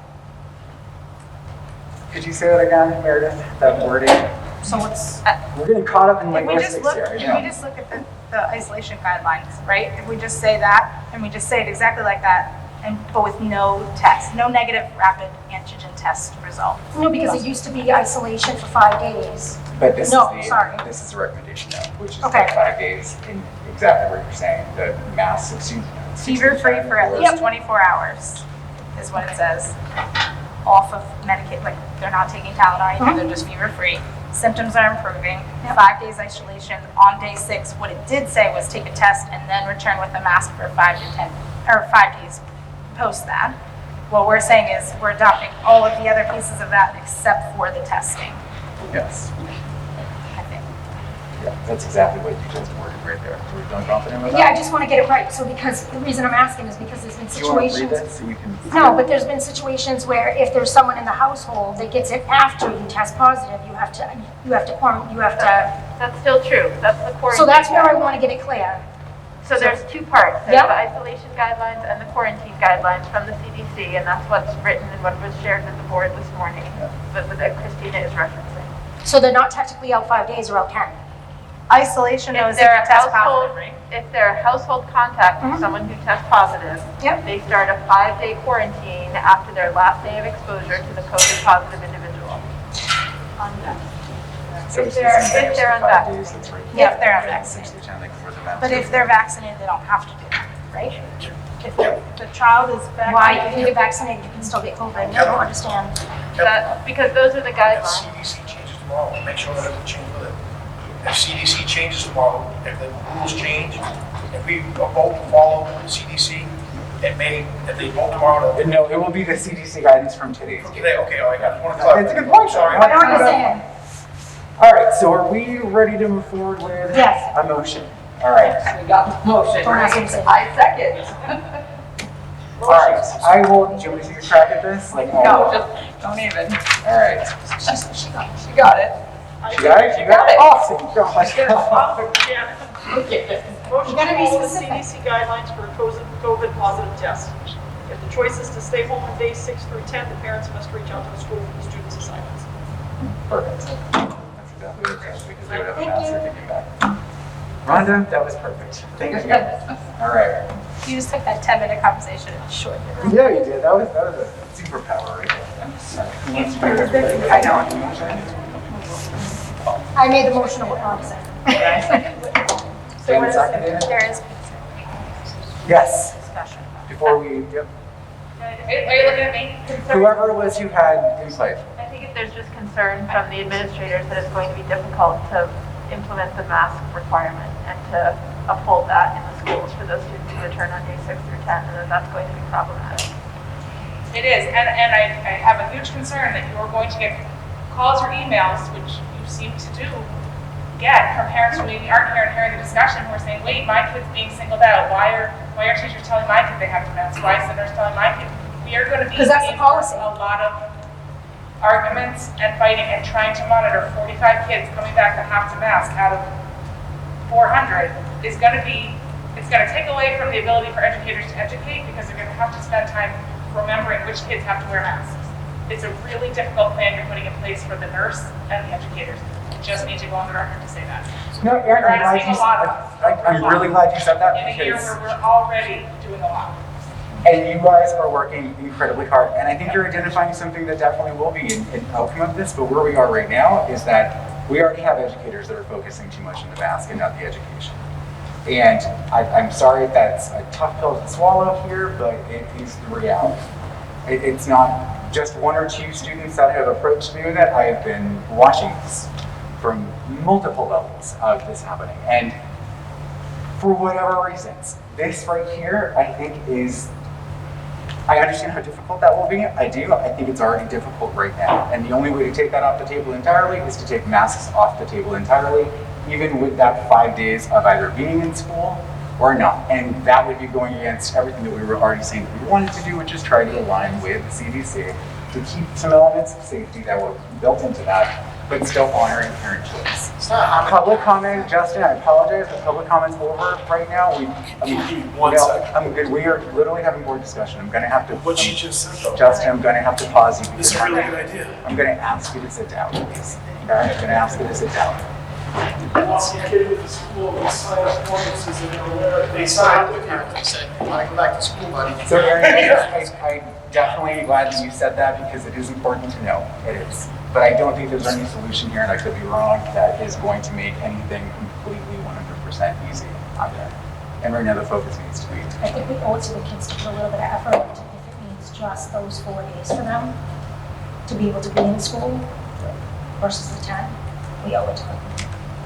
And I think parents owe it to them to encourage as much as possible for that time period specifically. If we're giving choice, if that's the decision that's made, then absolutely we're relying on parents to be as flexible as possible, because what we've already been dealing with in the schools is, like you said, two extremes. And that's not all parents, but there are parents that are very much anti and then asking their children to be anti, and then vice versa. Parents that are very pro and they're making sure that their kids are, being ultimately very pro to their friends and their classmates or whatever, however that fleshes out. But if we're doing this, and again, we're going outside the bounds of what a lot of other schools are doing, and that's what we've chosen most of the time in Seabrook, but we're relying on parents to follow through, to be respectful, to encourage their children to be respectful. And like you said, Kelly, this is a small window. And if this gets kids in school for 5 extra days, then we need to do what we can to make it as easy and smooth a transition as possible. Because if we keep being divisive and we keep arguing, we keep fighting, it's going to continue, and it's going to continue to trickle down to every student and throughout the school. And we talk about bullying, we talk about all those things. So we need to try our best as parents, and I say that to myself. If my kid is required to wear one for 4 days, I will absolutely encourage them to make sure that they do that and that they follow the guidelines, because that's what's been set out. And if we're trying to be flexible, trying to be helpful, trying to be pro-choice, whatever we're trying to do, then we need to do that as parents and make sure that we are having our kids follow it. And that's. But you're also gonna find that by us giving them an option to stay home those days, 6 through 10, it's gonna be those parents in that family that is against masks that is gonna be open to, thank you, I will keep them out from day 6 to 10, so I can get their work. So we're making an option for everyone. So I don't think you're gonna find it's gonna be that much of a hassle, because we're making it an option, and we're thinking of everyone involved, not just one side. And you've identified the request, and you've identified what we're hoping is going to happen. So I think that we're Good to go. good to go. Thanks, Jen. Sorry. That's perfect. I like that. Any other discussion on this before we take a vote? All right, we are going to. Motion has been put on the table by Kelly as first, Jen seconded, and we are open to vote.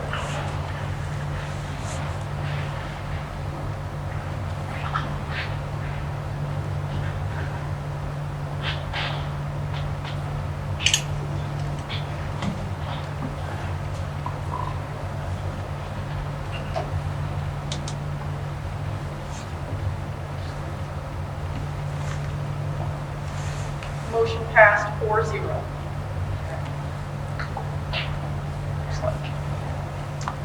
All right. At this point in time, we are. I will just. Do you want me just to go through the future meetings? Future meetings, and then we'll go into.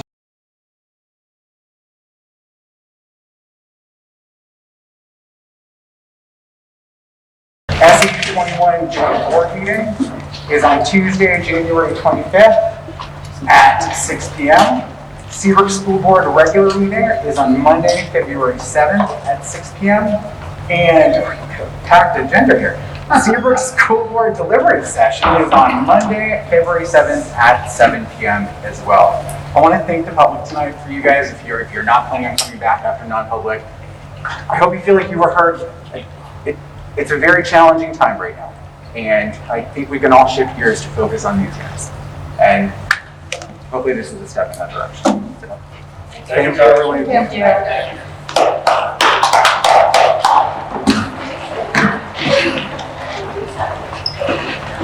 Oh, do I have to speak for color in non-public? Yes, I will make the motion to go into non-public under RSA 91-A colon 2A-M. I'll second. Christina seconded me. I just think I have to yell because I actually know when to the bathroom, so if that's okay. You can run to the bathroom, so take a 5-minute bathroom break. Okay, perfect.